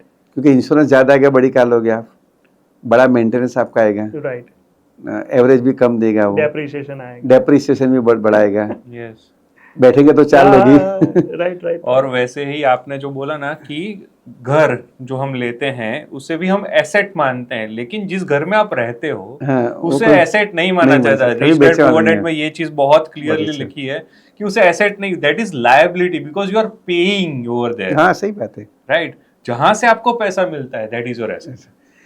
थर्ड चीज जो मैं कहूंगा कि your all eggs should not be in one basket. Okay. कई लोग की मैं टेंडेंसी देखी कि मार्केट करेंगे तो पूरा मार्केट ही करेंगे, रियल एस्टेट तो पूरा रियल एस्टेट, ऐसा नहीं करने का। क्योंकि अगर देखो, ये इन्वेस्टमेंट इज ऑलवेज रिस्की। ऐसा तो कोई इन्वेस्टमेंट वर्ल्ड का नहीं है जो 100% सेफेस्ट हो। आप गोल्ड भी ले लो, कुछ भी ले लो, अल्टीमेट कहीं भी कुछ हो सकता है, ऐसा जरूरी नहीं है कि वो। तो एटलीस्ट आपको डिवाइड करना है, आपकी जितनी भी जो आप इन्वेस्टमेंट कर रहे हो उसके पैटर्न में आप ये ध्यान रखो कि 30%, 20%, 50%, थोड़ी गवर्नमेंट में भी इन्वेस्ट करो आप, थोड़ा आप गोल्ड में भी करो, थोड़ा इक्विटी में करो, तो you divide your risk in a different में। तो इससे क्या होगा कि आप बेटर सेफ रहोगे। तो ये भी बहुत जरूरी है कि आप उसको इन्वेस्टमेंट सही करो। जो 4 चीज़ जो मैं अभी जो देख रहा हूँ कि जो ज़्यादातर लोग इग्नोर कर रहे हैं कि you should protect your assets, you protect your self also. कई बार मैंने देखा कि जो पुअर अंडर प्रिविलेज्ड लोग होते हैं, अचानक मेडिकल कोई एक्सपेंस आ जाता है और उनके पास मेडिक्लेम ही नहीं होता, उनकी दुकान को कुछ हो जाता है, उनके पास इंश्योरेंस नहीं होता, एक्सीडेंट हो गया तो उनके पास पैसे नहीं है। तो कम प्राइस में तुम खुद को अर्ली एज से कैसे प्रोटेक्ट करो, राइट, वो भी इतना ही जरूरी ना, इतना ही जरूरी है। जितना इन्वेस्टमेंट जरूरी है उतना खर्च भी ना हो फ्यूचर में, वो भी जरूरी है। क्योंकि जनरली कोई भी फैमिली ओवरनाइट गरीब बनती है ना, उसमें बहुत सारे अनसर्टनिटी जो होती है, उसमें एक ये भी होता है कि सडनली मेडिकल इमरजेंसी घर में आ गई and your all resources are vanish, कुछ भी एक्सीडेंट हो गया आपका या कुछ भी हो गया, तो आप पहले थे उससे भी पीछे चले जाते हो। तो आपके रिस्क को भी आप मिटिगेट करो, रिस्क को भी तुम मैनेज करो और उसको इस तरह से मैनेज करो कि जिसकी उसकी कॉस्ट कम आए। लोग LIC लेते हैं, I am not against of LIC, लेकिन उसमें बहुत सारी चीज़ें हैं कि जहाँ आप ध्यान रख सकते हो। LIC must be use for protection, not for investment. Yes. तो ऐसी बहुत सारी चीज़ें अगर आप उसमें हर एक में तुम जाओगे ना तो पता चलेगा। जैसे गरीब लोग हैं तो अगर वो खुद की एसेट लेंगे तो ऐसे एरिया में लेंगे जहाँ पेपर्स नहीं होते उनके सही, या राइट। इलीगल होता है, ओवरनाइट वो इरेज हो जाता है हम्म। और वो रोड पे आ जाते हैं। तो ऐसी बहुत सारी चीज़ें हैं कि जहाँ तुम छोटे छोटे ध्यान रख के भी, अच्छा प्रॉपर टैक्स फाइलिंग नहीं होता, अप टू 12 लाख रुपीज़ कोई टैक्स की लायबिलिटी नहीं है, तो लोग IT रिटर्न फाइल नहीं करते। जब जरूरत होती है तो उनको लोअर रेट ऑफ इंटरेस्ट उनको लोन मिल सकती है, वो नहीं मिलती, फिर सडनली वो हायर रेट पे जाते हैं। यस। एंड लास्ट जो सबसे इम्पोर्टेंट चीज़ है ना, that is power of compounding. Hmm. Einstein ने बोला था कि कंपाउंडिंग है this 8 wonder of the world. Compounding जादू है, मैजिक है। सेशन अपना बहुत बड़ा हो जाएगा, लेकिन मैं एग्जांपल से दे सकता हूँ कि आप छोटी छोटी अमाउंट से करोड़ रुपए बना सकते हो, और छोटी लोन में तुमने इंटरेस्ट रेट ज़्यादा दिया ना तो करोड़ों तुम्हारे जा भी सकते हैं। जा सकते हैं। तो ये कंपाउंडिंग आपकी फेवर में भी काम करता है और आपके अगेंस्ट में भी काम करता है। अगर आपको सही इस्तेमाल करते हो आपको, तो वो आपके लिए वेल्थ क्रिएट करेगा। अगर आपने गलत जगह से पैसे ले लिए तो आपके लिए वो डेब्ट ट्रैप बन जाएगा। तो ये सब चीज़ें बहुत, इसमें तो बहुत डीप में हम जा सकते हैं। Right right right. वैसे आज अगर हम देखें कि एक 18 साल का लड़का है और उसके सामने ऑप्शंस खड़े हैं, है ना, कि भाई वो CA कर सकता है, वो MBA कर सकता है, अपना स्टार्टअप कर सकता है और अपनी करियर को कहीं पे भी आगे लेके जा सकता है। तो आपने करियर गाइडेंस के बारे में भी बहुत सारे सेमिनार्स लिए हैं और वहाँ पर आप ओपनली 12th स्टैंडर्ड के स्टूडेंट्स को एड्रेस करते हो, उनको अपने अंदर छुपे टैलेंट के हिसाब से, अपने इंटरेस्ट के हिसाब से कुछ गाइड करते हो। तो अगर ऐसे किसी व्यक्ति को हमें गाइड करना है तो आप उसको कैसे, क्या चूज करने के लिए बताते हो? एक्चुअली हमारे वहाँ की जो कैरियर चूज करने की जो पैटर्न है वही गलत है। अपने वहाँ कैरियर कैसे चूज की जाती है, थोड़ा मैं शॉर्ट में आपको कहूँगा कि अगर बच्चा 90% आप लाए ना तो उसको साइंस ये टिपिकल पेरेंट्स की मेंटालिटी है। Yes yes yes. आपने बोला, मैंने भी आंसर दे दिया। मारा छोकरो जे ने मोटो थीन डॉक्टर इंजीनियर बनसे होशियार છે ને એટલે साइंस लेते हैं। अगर 70 to 90% ऐसे कुछ आते हैं तो बोले उसको कॉमर्स में डाल दो। यस। और अगर बच्चा डब्बा है, 2 ट्रायल लाया है, कम परसेंट लाया है, उसको आर्ट्स में डाल दो। This is the wrong method. और सेकंड, जो कैरियर पेरेंट्स चूज करते हैं ना, वो जनरली पान के गल्ले पे, वो बाप पान खाते खाते या कुछ मसाला खाते बोले मारा बेटा ने शू कराવું, एक काम कर तू आने हमारा ITI में नाखी दे, दूसरों का सुन के। हाँ, दूसरा का सुन के। या बच्चे भी ऐसा कहते, मारो फ्रेंड आमा जाए छे तो હું પણ આમાં જાઉં છું, देखा देखी। तो सबसे पहला जो मंत्र जो इसका है ना, वो है कि कभी भी कैरियर, क्योंकि कैरियर वो टेम्पररी डिसीजन नहीं है आपका, ये इरिवर्सिबल डिसीजन है। यस। ये लाइफ लॉन्ग डिसीजन है। आप जब कैरियर चूज करते हो तो आप लाइफ चूज करते हो। यस। तो पूरी लाइफ आपको उसमें निकालनी है। यस।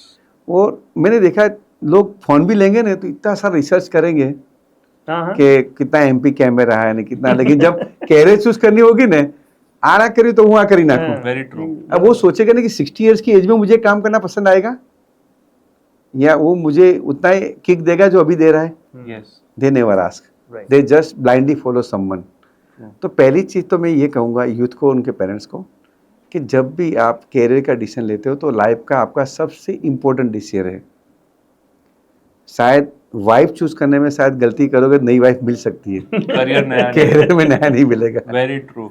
हमारे यहाँ भी जब करियर काउंसलिंग के लिए या काउंसलिंग के लिए स्टूडेंट्स जब आते हैं, और जब हमारे पास काउंसलिंग के लिए आते हैं, तो हम उन्हें वही बोलते हैं कि आप एक लाइफ चूज कर रहे हो। Like do you choose to live in a life of engineer, एक इंजीनियर की लाइफ आप चूज करते हो, आप डॉक्टर की लाइफ चूज करते हो। फिर हम उसे वो दिखाते भी हैं कि लोग कैसी लाइफ लिव कर रहे हैं एज ए डॉक्टर। एक डॉक्टर को मिलवाते हैं, वहां देखो कि वो कैसे जी रहा है। आप वो चूज कर रहे हो क्योंकि वो रात 12 बजे भी जाग रहा है, वो विजिट के लिए भी जा रहा है, ये भी कर रहा है, वो भी कर रहा है, वो लाइफ चूज करनी है, then you opt into it. पर ज़्यादातर इस समय मैंने देखा कि कोई इतना सीरियसली कैरियर को चूज नहीं कर रहा है, जितना आपने कहा ना आप काउंसलिंग में करते हो, लेकिन most of randomly career choose होते हैं। मैंने कहा ना, तो सबसे पहली चीज तो ये रैंडम बहुत ही, और जो हमें रिजल्ट नहीं दिख रहा है ना, उसकी वजह ये आज का यूथ इतना मोटिवेटेड दिखता नहीं है। यहाँ वर्क प्लेस पे जाते हैं तो वहाँ एफिशिएंसी दिखती नहीं है, एनर्जी दिखती नहीं है। हम चाइना से पीछे, उसकी वजह क्या है? तो वजह ये कि हमारे जो यूथ है ना वो मिस डायरेक्टेड है, उसको जो चीज़ पसंद है वो कर नहीं रहा है, जो करना चाहता है वो भी नहीं कर रहा है वो। मैंने देखा इससे कई लोग देखे जो जिसने बीकॉम में ग्रेजुएशन किया और अभी आईटी के बहुत अच्छे प्रोफेसर हैं। यस, कई लोग ऐसे देखा है कि जो लगता ही ये देख के लगता है कि अगर ये बंदा इससे ये किया होता तो लाइफ में और आगे बढ़ता। तो सबसे पहली चीज़ तो ये आपके माध्यम से मैं सबको कहूँगा कि एटलीस्ट कैरियर का डिसीजन है ना वो रैंडमली मत लो, गुड, क्योंकि ये आपकी लाइफ का सवाल है। तो जब भी आप कैरियर का कोई भी डिसीजन लेते हो तो सबसे पहले आपको उसके बारे में सब पता होना चाहिए। जैसे आपने कहा ना कि अगर मुझे मेडिकल पसंद है तो क्यों पसंद है, क्या मैं एज ए डॉक्टर, पसंद होना अलग बात है और लाइफ जीना अलग बात है। तो आप वो भी देखो कि भाई अलग अलग कैरियर ऑप्शन तुम्हारे पास होने चाहिए। लोगों के पास कैरियर ऑप्शन ही नहीं। अभी भी तुम कहीं भी जगह जाओगे ना तो बच्चा बहुत होशियार होगा तो उसका माँ बाप एक ही बोलेगा, हमारा छोकरा हमारा डॉक्टर इंजीनियर बना हो चाहिए। यस, यानी उनको ऐसा लगता है कि दुनिया में खाली दो ही कैरियर एग्जिस्टेंस में और कोई है ही नहीं। तो अब बच्चों को बचपन से क्या हो जाता है, वो डॉक्टर माटे बने हो चाहिए, उसके माइंड में वो चीज़ घुस जाती है, फिर उसके सिवा के ऑप्शन वो देख नहीं सकता। तो पहले बच्चों को सही ऑप्शन देने चाहिए अलग अलग। जैसे आप कैरियर काउंसलर हो तो उनको जाके मिलना चाहिए। बहुत सारे साइंटिफिक टेस्ट आते हैं, यस, जैसे DMIT है, साइकोमेट्रिक टेस्ट है, उसके सिवा भी बहुत अभी एडवांस हो चुका है। यस, यस, आप उसको भी आप विजिट लो आप। थर्ड, मेरा पर्सनल ऐसा मानना है कि आप जब कैरियर का डिसीजन लेते हो तो आप ये सोचो कि भविष्य में यानी डिमांड ऐसे कि नहीं। यस, जैसे अभी कोई कैरियर हमें लुक्रेटिव लग रही है पर हो सकता है 10-15 साल के बाद उसका एग्जिस्टेंस भी ना हो। Very true. तो कई बार तो मैं सही ऐसे में कहता हूँ कि लोग जब लड़की देखने जाते हैं तो क्या देखते हैं कि लड़की पतली होनी चाहिए, और लड़का देखने जाते हैं तो क्या सोचते हैं कि उसके बाल नहीं दिखने में अच्छा लगना चाहिए। 10 साल के बाद देखो तो पूरा रिवर्स हो रिवर्स जाता हो है। जाता है। तो फिर राइट, लड़की मोटी हो जाती है, लड़की मोटी हो जाती है, लड़के के बाल चले जाते हैं। तो Right. कैरियर में आप जब डिसीजन लेते हो फ्यूचर का सोचो कि हमारा फ्यूचर क्या होगा, कि भाई 10-20-30 साल के बाद इसकी डिमांड होगी। और मेरा फोर्थ ऐसा मानना है कि क्या आप वो रोल को लाइफ टाइम निभा सकते हो। Right, are you enjoying, kick आ रही है तुम्हें। अगर तुम्हें वो कैरियर में किक नहीं आ रही तो कैरियर तुम्हें चूज करनी, भले कितनी भी उसकी डिमांड हो। राइट, और कोई भी कैरियर छोटी बड़ी नहीं होती। लोग अभी भी ऐसा मानते कि नहीं આપણે આ કરીએ तो ना कराए नहीं। अभी अपनी इंडियन मेंटालिटी ऐसी है कि वो ऐसा सोचता अगर ये हो ना तो ही। मैंने ऐसे बहुत सारे फील्ड देखे कि जो फील्ड लोगों को पता नहीं है and peoples are earning crores of rupees. और हम भी ये कहते हैं कि if you excel in something, बस दैट्स इनफ। करियर कोई भी हो सकता है, करियर छोटा बड़ा नहीं होता, आप कितना एक्सेल करते हो। और उसके लिए जो आपने बताया कि yes, do you have kick, आपको किक आ रही है, आपको मजा आ रहा है, क्योंकि आप वो लाइफ जीने वाले हो ना। सुबह उठ के ना आपको जाने का मन होना चाहिए, एग्जैक्टली, आप कोई आपको करने धक्का वाले वो हाँ। एक्साइटमेंट आना चाहिए, एक्साइटमेंट आना चाहिए तो वो तो मतलब रहेगा।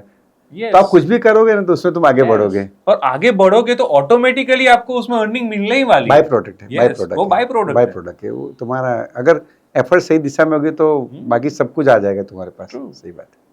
वैसे जब ये आप बता रहे थे कि अलग अलग प्रकार के टेस्ट आते हैं, तो हमारे करियर काउंसलिंग सेंटर है हमारा, जहाँ पर जब पेरेंट्स अपने बच्चों को लेके आते हैं तो हम पहले उनका एक टेस्ट करते हैं जिसको कहते हैं कि उनका IQ टेस्ट। ठीक है, ये एक ट्रेडिशनल टेस्ट है। उसके बाद हम उनका एक डिफरेंट टेस्ट करते हैं जिसको बोलते हैं EQ टेस्ट, यानी कि उनका इमोशनल क्वोशंट क्या है। क्वेश्चन क्या है? और वहां से थोड़ा सा पता चलता है कि भाई बच्चे का IQ बहुत बढ़िया है, लेकिन इमोशनल क्वोशंट भी जो है वो भी इतना ही इम्पोर्टेंट रोल करता है कि आप करियर जो चूज करोगे उस करियर में आप सस्टेन कर पाओगे या नहीं कर पाओगे। हम ऐसे बहुत सारे अलग अलग टेस्ट करते हैं जहाँ पर हम एक पर्सनालिटी टेस्ट करते हैं ताकि पता चले कि उसकी एक्चुअल पर्सनालिटी क्या है। वो शाई है, वो एक्सट्रोवर्ट है, यानी वो बोलने में अच्छा है, वो ये या फिर वो लोगों के सामने बोलने में हिचकिचाएगा या हेसिटेट होगा या अपने विचारों को नहीं रख पाएगा। ये सब प्रोसेस से एक बच्चे को अच्छी एक करियर चूज करने में हेल्प हो जाती है। सही बात है, राइट। यानी मैं तो कई बार कॉमर्स के लिए, आपने जो बात की ना, कॉमर्स में मैं कैरियर गाइडेंस के लिए जाता हूँ। मैं कहता हूँ कि if you are good at number ने, अगर तुम्हें एक नंबर का तुम्हें क्रेज़ है, एक एनालिटिकल स्किल तुम्हारी बहुत अच्छी है, तुम्हारे माइंड में कैलकुलेशन चलती है, जैसे भी डॉक्टर सिरानी साहब ने कह दिया कि चाय की कॉस्ट इतनी आती है, अगर ऐसा कुछ तुम्हारे माइंड में दौड़ता है ना तो यार you fit for accounting career. आप अकाउंटिंग में आप you should go for accounts. अगर आपके पास आर्ग्यूमेंट पावर अच्छा है और you are always agree to disagree, कई लोग ऐसे होते हैं ना, हाँ, कोई बात में हाँ, कभी हाँ। एग्री नहीं होते हो, हम्म। हर बार वो अपोजिट स्टांस लेते हैं, हम्म। तो they are good at lawyer. Yes तो लॉयर में वो एक डीप रीडिंग चाहिए, एक तुम्हें तुम्हारा अलग एंगल तुम्हें हर बार देख सकते हो तुम। Right. Logic if you are good at convincing, लोगों को आप अच्छा समझा सकते हो, तो you should become a teacher, क्योंकि वो टीचर का काम वही है, सामने वाले को समझाना। समझाना। तो अगर आपके पास लीडरशिप की क्वालिटी है, यू आर ऑलवेज, आप खुद काम नहीं करते, किसी के पास करवाते हो, तो go for management, right right. क्योंकि वो लीडरशिप स्किल है। Yes. Right. लीडर खुद काम नहीं करता, किसी के पास कराता है वो। करवाना है। तो हर एक तुम प्रोफेशन देखोगे ना, तो प्रोफेशन आपकी पर्सनालिटी के साथ मैच होता है वो।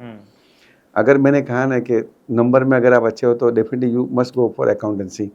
उसमें भी स्कोप तो हर एक में है, लेकिन आपकी पर्सनालिटी, आपकी रुचि के हिसाब से अगर डिसीजन लोगे ना आप, तो चांसेस बढ़ जाते हैं कि उसके टॉप पे पहुंचोगे आप। राइट। जैसे अभी हमारी बात हो रही थी उसमें कि भाई हर एक स्टूडेंट को ये देखना चाहिए कि वो खाली करियर चूज नहीं कर रहा, वो पूरी वो लाइफ वो चूज कर रहा है। सीए की एक लाइफ अगर हम देखें सर, चार्टर्ड अकाउंटेंट कोई भी व्यक्ति होगा, उसका यानी नंबरों से पाला है, टैक्सेशन से पाला पड़ता है, पूरा दिन उसको फाइल्स देखनी है, कंप्यूटर के सामने बैठे रहना है, और ज़्यादा इंटरेक्शन किसी के साथ होता नहीं है। तो सीए की जो एक लाइफ होती है, उसमें पब्लिक स्पीकिंग का इम्पोर्टेंस है या नहीं है? लोगों के सामने बोलना या स्टेज से बोलना, वो कॉन्फिडेंस डेवलप करना, ये स्किल एक सीए के करियर में कितना रोल प्ले करती है? देखो भाई, मैं तुम्हें कहूँ ना कि अगर आप मुझे ऐसा पूछो कि कंप्यूटर का रोल हर एक की लाइफ में क्या रहा, तो अब ऐसी एक भी लाइफ है कि जहाँ कंप्यूटर का रोल नहीं है। हर जगह पे कैन यू computer- इमेजिन कि आप ऐसी टेक्नोलॉजी यूज ना होती, ऐसा एक भी फील्ड नहीं रहा। जैसे हम यहाँ बैठे हैं, तो ये क्या हो रहा है, टेक्नोलॉजी यूज हो रहा Technology, yes. है, एड टेक हो गया, अब तो मेडिकल में भी टेक्नोलॉजी, हमारे अकाउंटेंसी में भी टेक्नोलॉजी है।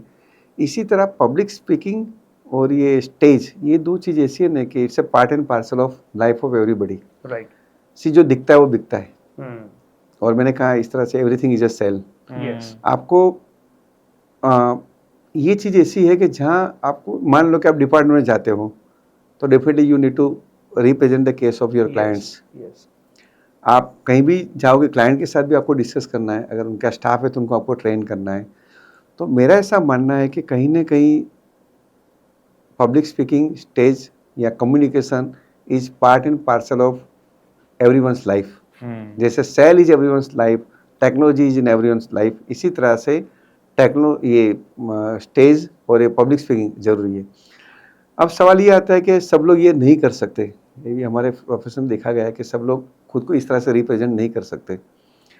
तो होता क्या है कि उनको इतनी अपॉर्चुनिटी कम हो जाती है उनकी, तो आपके लिए नेगेटिव काम एक्सपोजर करता कम हो है। जाता है। इसलिए हमारी आईसीए ने, संस्था ने बहुत ही अच्छा काम किया है। जब आप सीए इंटर में आते हो, तब आपको कम्युनिकेशन स्किल का 15 दिन का कोर्स किया जाता है, Okay. और जब सीए फाइनल में भी आते हो, तब भी आपको 15 दिन कम्युनिकेशन स्किल सीखना है। Yes. Right. क्योंकि अगर आप पढ़ाई में कितना भी अच्छे हो गए, लेकिन अगर जब आपको इंटरव्यू देना है, तब को आपको बताना ही पड़ेगा ना। तब तो आप लिख के तो नहीं कह सकते। प्रेजेंट करना। प्रेजेंट, आपको ग्रुप डिस्कशन में पार्टिसिपेट करना है, आपको इंटरव्यू फेस करना है, Right. उसके बाद आपको वो ऑर्गेनाइजेशन में आपकी पोजीशन दिखानी है, वहाँ लीडरशिप के रोल, क्योंकि बहुत सारे चार्टर्ड अकाउंटेंट सीएफओ बनते हैं, सीईओ बनते हैं, दे रन स्टार्टअप ऑल्सो, तो वहाँ भी तुम्हें ये सब जरूरत होती है। तो कहीं ना कहीं अब चार्टर्ड अकाउंटेंट्स में कमियाँ दूर हो रही है। बहुत सारे अच्छे अच्छे स्पीकर है कि जो सीए प्रोफेशन से बिलोंग कर रहे हैं। सो करीम सर, वैसे एक मुकाम हासिल करने के बाद ज़्यादातर लोगों की सोच ये होती है कि मेरा एजुकेशन जो है ना वो कंप्लीट है। मान लो आपने सीए कंप्लीट कर लिया, तो वो एक एजुकेशन या करियर का वहाँ पर फुल स्टॉप हो जाता है। फिर करियर एंजॉय करना होता है, फिर काम करना होता है, आगे एजुकेशन करना ज़्यादातर लोग सोचते नहीं हैं। लेकिन मैं आपको पिछले 20 साल से जानता हूँ और आपसे बहुत इंस्पायर हुआ हूँ, और मैंने देखा है कि आप कंटिन्यूअस एजुकेशन में मानते हैं। आपको देख देख के मैंने कई जगह पर बहुत सारे कोर्सेज में एनरोलमेंट कर लिया, मैंने आईआईएम अहमदाबाद में एनरोलमेंट कर लिया, वहाँ से मैंने लीडरशिप स्किल सीख ली। आपने अपने कंटिन्यूअस एजुकेशन में सीपीए ऑस्ट्रेलिया कर लिया, और आप एक ऐसे मुकाम पे हो जहाँ पर आप ऑलरेडी सक्सेसफुल हो। क्या आज भी करीम लाखानी कुछ नया एजुकेशन का प्लानिंग कर रहा है? एक तुम्हें शायद या तो केबीसी में एक एपिसोड एक था अमिताभ बच्चन का, उसमें बहुत अच्छी बात बोली थी। उसका टैगलाइन था, सीखना बंद जीतना बंद। Yes. तो एक लर्न, अनलर्न एंड रीलर्न, ये 3 चीज़ें हमारी लाइफ में बहुत इंपॉर्टेंट हो गई। राइट। मुझे याद है जब हमारे पहले जो पूर्वज लोग थे वो लोग एक ही प्रोफेशन में पूरी लाइफ निकाल देते थे। Right. अगर सोनी होगा तो उसका बच्चा सोनी, उसका बच्चा सोनी, चलता रहता सेम बराबर। प्रोफेशन में। बराबर। अभी का जो माहौल है, आप खाली मोबाइल देख लो। Yes. जब 2000 में हमने 2000 की साल में स्टार्ट किया था, और नोकिया का बड़ा एग्जाम्पल है yes. How it is vanish. Hmm. तो जो बदलते नहीं, जिनमें एडेप्टिबिलिटी नहीं आती है ना, वो टिक भी नहीं सकते। तो Right. जो सर्वाइवल द फिटेस्ट जो है ना, डार्विन का जो रूल्स, वो यही कहता है कि जो बदलाती सिचुएशन में खुद को एडजस्ट कर सकता है ना, वो सर्वाइव रहेगा। राइट। सेम हम सबको अप्लाई होता है। वही प्रोफेशन टिकेगा, वही बिजनेसमैन टिकेगा जो समय के साथ खुद को एडेप्ट करेगा। राइट। Yes. और मेरा ऐसा मानना है कि कंटिन्यूस एजुकेशन से बड़ा कोई तुम्हारे पास शस्त्र नहीं है कि जिसको तुम खुद को उसके ढांचे में तुम ढाल सको। तो जब मैं सीए कर रहा था, वो जो मैं पढ़ा ना, उसमें से 80% मेरे काम में नहीं आ रहा अभी। Oh. 80%। राइट। इनफैक्ट मैं मेरी बात नहीं करता, हर प्रोफेशन में ऐसा हुआ है। राइट। मेरा पर्सनली मानना है कि ह्यूमन इवोल्यूशन में लास्ट 25 ईयर्स में जितना इन्वेंशन हुआ है ना, और जितना चेंज आया ना, उतना कभी भी ह्यूमन इवोल्यूशन में हुआ ही नहीं है। Hmm. आप खाली कंपेयर कर लीजिए, Yes. जो चेंज की जो स्पीड है ना, हॉरिफिक है। Hmm. एक्साइटिंग एंड हॉरिफिक दोनों है। बराबर। हमारी जनरेशन ने लैंडलाइन नहीं देखा था, लैंडलाइन आया, मोबाइल आ गया, 4G 5G 6G, अब तो कहाँ जा रहे पता नहीं है। पता नहीं। ट्रांसपोर्टेशन आप देख लो, हर चीज़ में तुम देखोगे एक्सेस ऑफ नॉलेज, देख लो कितनी स्पीड बढ़ गई। अब कोई सोच सकता था कि एक ऑनलाइन स्कूल बनेगी, Yes. Online education. आज हम कभी जो नहीं- माध्यम कभी से हम नहीं बात सोचा। कर रहे थे, ये जो माध्यम से हम बात कर रहे हैं, वो हजारों लाखों लोग तक पहुंच सकता है Yes. इजीली। यस। कभी किसी ने सोचा नहीं था। तो अगर तुम्हें टिकना है तो सीखना पड़ेगा, राइट। और अगर आपको प्रोफेशन में टॉप पे रहना है तो कंटिन्यूस आपको लर्निंग करना ही पड़ेगा। जैसे आपने लर्निंग स्टॉप कर दिया, आप धीरे धीरे आउटडेटेड हो जाओगे। True. तो मैं तो यूथ से यही कहूँगा, और एक्सेस ऑफ नॉलेज कितना ईजी हो गया है, कहीं जाने की ज़रूरत नहीं है। आपके पास ब्रॉडबैंड कनेक्शन है, तो मेरा तो क्लियर मानना है कि IIM अहमदाबाद में जो बच्चे पढ़ाई करते हैं, वही पढ़ाई तुम घर बैठे कर सकते कर हो। सकते हैं। Right. This is the technology ने जो रिवोल्यूशन दिया है, और जो तुम्हें एक्सेस का जो पावर दिया है ना, ह्यूमन इवोल्यूशन में ऐसा पावर कोई जनरेशन को नहीं मिला जो ये अभी के यूथ को मिल रहा है। जो भी आप पढ़ना चाहते हो, जो भी आप सीखना चाहते हो, जितना भी खुद को अपडेट करना चाहते हो, सब कुछ आपके हाथ में ही है। तो मुझे लगा कि नहीं, ये मेरी पढ़ाई अभी इनफ नहीं है, तो डेली तो अपने अपडेटेड तो रहते ही है। साथ में लगा कि नहीं, अब आउटसोर्सिंग का काम बढ़ रहा है, तो मैंने उसके लिए CP ऑस्ट्रेलिया किया। अभी मैं EA कर रहा हूँ, जो US का आउटसोर्सिंग का काम है। मैंने US की ऑफिस भी स्टार्ट की। दुबई का कोर्स मैंने भी किया, अभी दुबई मेरी ऑफिस है। अरे वाह। तो ये तो मेरे प्रोफेशन की बात हुई, लेकिन आपके प्रोफेशन में, बाकी प्रोफेशन में भी इस तरह से नई नई अपॉर्चुनिटी आने लगी। 100%. हो सकता है कि टाइम ऐसा आएगा कि 2-2, 5-5 साल में लोगों को खुद के प्रोफेशन चेंज करने पड़ेंगे। मेरे कहने का मतलब वही प्रोफेशन उनको नया करना नया पड़ेगा, करना पड़ेगा। क्योंकि चेंज की स्पीड ऐसी है। Yes. और तुम्हारा कॉम्पिटिटर तुम्हारे बाजू में बैठा है और तुम्हें पता नहीं है, Yes. क्योंकि आप सही बात वो है। कंपटीशन का वो मेथड नहीं रहा कि आप दुकान चला रहे हो, बाजू वाला दुकान खरीदे, तुम्हारी दुकान बनाए। अब कंपटीशन तुम्हें कहीं से भी आएगी, कहीं से भी आएगी। और वो टेक्नोलॉजी लाएगी। Yes. राइट। तो उसके सामने तुम्हें टिकने के लिए जरूरी है कि तुम्हारा पढ़ाई चालू रहनी चाहिए। Survival the fittest. Right. Right. Karim sir, आपने अभी तक बहुत सारे लोगों को, पेरेंट्स को मिले होंगे, बातें की होगी, और उनके बच्चों को भी करियर गाइड भी किया होगा। आपके अभी तक की जर्नी में कुछ ऐसे एग्जाम्पल्स जो आप अभी बता सको कि जिनके आपके गाइडेंस से, एक असिस्टेंस से, एक ब्रिज बनने से उनके जीवन में एकदम 360 डिग्री चेंज आया हो, ऐसा कुछ आप बता सकते बहुत सारे एग्जाम्पल हैं। मैंने कहा ना कि एजुकेशन, जैसे वो एवेंजर्स मूवी आप देखते हो ना, तो थोर है, तो थोर के पास क्या हैमर है। Yes. इसी तरह एक कॉमन मैन के लिए हैमर का काम करता है ये एजुकेशन। और मेरी लाइफ में ऐसे बहुत सारे एग्जाम्पल देखे कि nothing to something, nothing to everything, ये एजुकेशन तुम्हें ट्रांसफॉर्म करता है। राइट। एक एग्जाम्पल मेरे ध्यान में, एक जमालपुर की लड़की थी जिसके पापा नमक की लारी चलाते थे। समाउ she joined CA, she got to know, किसी टीचर ने उसे इंस्पायर किया होगा, मेरे ऑफिस में वो आई, उसने पढ़ाई की अच्छी तरह से, बहुत सारे फैमिली इश्यू थे, बहुत रूम भी बहुत छोटा था उसका। Right now see is assistant manager in ICICI bank.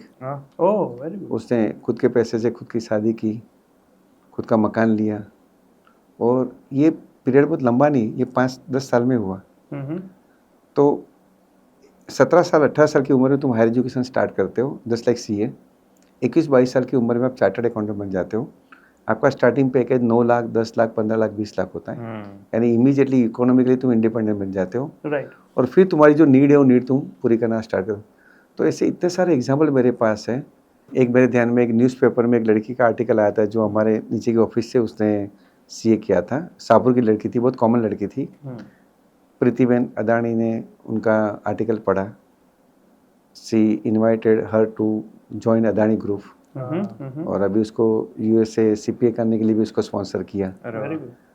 तो ऐसे तो बहुत सारे एग्जाम्पल अपने सराउंडिंग में है कि जो हमने देखा है कि एजुकेशन पूरा ट्रांसफॉर्मेशन कर देता है लाइफ में। और अगर मैं कई बार कहता हूँ कि अगर तुम्हें USA जाना है तो तुम चल के भी जा सकते हो, तुम साइकिल में भी जा सकते हो, तुम स्कूटर से भी जा सकते हो, लेकिन उसका जो प्रॉपर जो व्हीकल है ना वो है प्लेन। इसी तरह से लाइफ में अगर तुम्हारा हाई ड्रीम है, ऐसे ड्रीम है कि जो बड़े बड़े ड्रीम है तुम्हारे, तो उसके लिए भी व्हीकल तुम्हें बड़ा ही चूज़ करना चाहिए। और वो बड़ा ड्रीम, बड़ा जो व्हीकल है ना वो हाई डिग्री है। वो CA भी हो सकती है, MBA भी हो सकती है, मेडिकल भी हो सकती है, या स्टार्टअप करो, कोई बड़ी बात करो। तो अब टाइम ऐसा है कि choose high aim, not a small aim. Karim sir, आपने अपने करियर को बखूबी निभाया और साथ में बहुत सारी चीज़ों को अपने लाइफ में एनरोल किया। जैसे आप एक करियर गाइडेंस में एजुकेशन के लिए जा रहे हो, आप किताबें भी लिख रहे हो, आपने योगा का भी अलग से एक कोर्स किया हुआ है, और आप फिटनेस के बहुत ही फ्रीक हो। और ये सारी चीज़ों में अगर हम देखें तो लोग ये सुनने के बाद ये आर्ग्यूमेंट करते हैं या ये सोचते हैं कि भैया टाइम कहाँ से मिलता है, या फिर आप अपने आप को मैनेज कैसे करते हो। तो कुछ ऐसी आपकी एक जो आपकी बेस्ट प्रैक्टिस होगी वो कुछ अगर आप बता सको कि आप कैसे मैनेज करते हो, टाइम कैसे मैनेज करते हो, ये सारी चीज़ों को कैसे मैनेज करते हो। नहीं, टाइम होता नहीं, निकल जाता है। There is a will, there is a way. Right. Actually हमारी जो लाइफ है ना, थोड़ा एडवांस लेवल की बात करता हूँ मैं, 4 पिलर पे चलती है। I personally feel that, all of you agree also. एक हमारी प्रोफेशनल लाइफ, एक हमारी सोशल लाइफ है, एक हमारी फैमिली लाइफ है, और एक हमारी पर्सनल लाइफ है। राइट। और हम तो अकाउंटेंट हैं, तो हमारा काम बैलेंस करना है। बिल्कुल। ये चार स्टेज को अगर आप बैलेंस कर सकते हो ना, तो मुझे नहीं लगता कि तुम्हें कभी भी टाइम की कमी महसूस होगी। 4 का इक्वल इम्पोर्टेंस है आपका। आपने जो योगा की बात की, आई पर्सनली फील के मैंने अल्मान एक नाम की बुक पढ़ी, शायद आपने पढ़ी होगी, नवल कान करके लिखी उसने। उसने कहा कि your first priority must be not should be, not may be, that is your health. Health and health only. क्योंकि अगर आप फिजिकली फिट हो गए, मेंटली फिट हो गए, then you can help someone, you can serve to your society, your country. तो personal life बहुत ही इंपॉर्टेंट है, और पर्सनल लाइफ के लिए मैंने नक्की किया है कि भी 1 घंटा मुझे कैसे भी निकालना है। Right. It may be walking, it may be yoga, it may be meditation, it may be good reading. तो वो टाइम मॉर्निंग का निकल जाता है। और सबसे मेरे लिए प्लस पॉइंट ये है कि मेरी नींद कम है। 6 घंटे से ज़्यादा सोता नहीं हूँ। राइट। तो बाकी लोग 8-9 घंटे सोते हैं, 2-3 घंटे मैं वहाँ से चुरा लेता हूँ। तो वो टाइम मेरे लिए मिल जाता है। Then second is your accountability towards your clients, that is your professional life. जो भी आप 7 या 8 घंटे देते हो उसको पूरी निष्ठा से दो। तो आई डोंट थिंक इतना सारा काम नहीं रहता अगर आप टाइम को डेलीगेशन करते हो, काम को डेलीगेशन करते हो। It's all about management. लोग क्या करते, ट्रस्ट नहीं करते। मैंने देखा है, हमारी फील्ड में भी देखा है मैंने, वो हर एक चीज़ को खुद लेके दौड़ते हैं। अगर मेरी ऑफिस में आओगे तो मेरी टेबल पे कभी फाइल दिखेगी नहीं। I choose right people, I choose them, there right work to them, and I put trust in them. अगर जो काम ट्रस्ट करता है ना, वो काम डिस्ट्रस्ट नहीं करता कभी भी। तो अगर राइट पर्सन को तुम राइट काम देते हो तो आपका लोड कम हो जाता है। और हर एक फील्ड में ऐसा होता है 80% काम रूटीन ही होता है। अब कोई भी फील्ड हो, आपका फील्ड हो, मेडिकल फील्ड हो, अगर वो दवाई देते हैं तो वो जुकाम वाले लोग आएंगे, वो फीवर वाले आएंगे, रोज तो कैंसर वाले आने वाले नहीं है। तो 80% तो काम ऐसा होता है जो आप डेलीगेट कर सकते हो, वो रिपीटेटिव होता है। तो मैं उसका मैनेजमेंट अच्छा कर सकता हूँ। मैं वो जो रिपीटेटिव काम होता है वो इमीडिएटली मैं हैंड ओवर कर देता हूँ मेरी टीम को, कि भाई ये काम एक बार अच्छी तरह से कर लिया, अब ये तुम कर सकते हो। हाँ, उनको मैं ट्रेनिंग पूरी देता हूँ। मेरी ऑफिस में टेंडेंसी है कि जितने भी बच्चे आते हैं उनको पूरी रीसेट ट्रेन किए जाते हैं। राइट। मैक्सिमम इन्वेस्टमेंट में जो करता हूँ मैं ह्यूमन रिसोर्स पे करता हूँ। बहुत बढ़िया। इंफ्रास्ट्रक्चर से ज़्यादा तुम ह्यूमन रिसोर्स पे, और treat them like a family. अगर आप उसको फैमिली की तरह ट्रीट करते हो उन्हें, तो दे नेवर बिट्रे यू। वो अच्छी क्वालिटी से काम देगा और आपका टाइम बचाएगा। लेकिन सबके पीछे तुम भागते रहोगे ना, तो तुम्हें टाइम कभी नहीं मिलेगा। Third is that is family life, because family is your pillar. Right. Family से ही तुम सस्टेन रहते हो, उसको भी तुम्हें टाइम देना है, उनको भी, उनकी भी नीड होती है पूरी करनी है तुम्हें। और लास्ट है पे बैक टू द सोसाइटी। तो वो, क्योंकि वही सोसाइटी ने हमें बनाया है, तो हमारी ड्यूटी, तो मैं मानता हूँ अगर तुम्हारे पास 10 या 12 घंटे हैं, अगर तुम उसको सही में डिवाइड कर दो, तो आई डोंट थिंक कि ऐसा कोई इश्यू मुझे तो कभी नहीं आया। बहुत always I can spare full time with my family, with my team members. आज आपने बुलाया तो मैं आज आ गया हूँ मैं। तो ऐसा नहीं है कि हम लोग टाइम निकाल नहीं सकते। इट्स अबाउट कि आप कितने विजिलेंट हो और आपकी कितनी तैयारी है, और थोड़ा हेल्थ पे ध्यान दिया जाए ना, तो मैं मानता हूँ कि तुम्हारी जो लेजीनेस कम होगी, क्वालिटी टाइम तुम दे सकोगे लोगों को। लोग उस पर ध्यान नहीं देते ज़्यादा, मैंने देखा है। और आजकल डिसिप्लिन का भी थोड़ा मसला बहुत रहता बड़ा है। मसला है। ईशान भाई, मैं आपको कहूँ, मेरी ऑफिस में अगर 40 बच्चे हैं, अगर उनको 9 माल चलाए जाए, तो उसमें से आधे लोग तो 6 5वें 6ठे माल में वो लोग गिर जाते हैं। उनकी कैपेसिटी नहीं है। Physical inactiveness is the major reason. तो उससे क्या होता है, तुम्हारी एफिशिएंसी नहीं आती, क्वालिटी नहीं आती तुम्हारी। And this is the major area where the India needs to work in future. Fitness में बहुत ही बड़ा मसला होने वाला है ये। अगर अभी के यूथ को तो ऐसा लगे ना कि लिफ्ट तक अगर गाड़ी जा सकती हो ना, तो लिफ्ट तक ले जाना है उनको। सही है। और यानी उतने स्टेप भी उनको चलना नहीं सही है। यस। तो ऐसा सेगमेंट अच्छा भी है कि जो फिजिकली काम कर रहा है, लेकिन 80% 90% सेगमेंट ऐसा हो चुका है कि जो फिजिकली एक्टिव नहीं है। और जितने लाइव डिसीज जो अभी दिख रहे हैं ना सब, उसका रीज़न ये भी है कि फिजिकल एक्टिविटी नहीं है उनके पास। आपने जो पे बैक टू द सोसाइटी की बात की, तो जैसे हमें पता भी है और आपने बताया भी कि आपके बहुत सारे सेंटर्स चलते हैं जहाँ पे गरीब बच्चे आते हैं जिनको आप पढ़ाते हैं या रिसोर्स करवाते हैं पढ़ाना। तो अगर किसी को एक्सेस चाहिए, वहाँ पे आना है और पढ़ाई का एक्सेस चाहिए, तो वो कैसे पाया जा सकता है? सबसे पहले तो हमारी शाहीन फाउंडेशन नाम की संस्था है जो दाड़िलमा में कार्यरत है। आप नेट पे भी सर्च कर सकते हो। We do lots of support system there. हमारे 17 तो कंप्यूटर सेंटर है कि जहाँ तुम जाके बैठ के पढ़ सकते हो। हमने वर्चुअल यूनिवर्सिटी क्रिएट की है।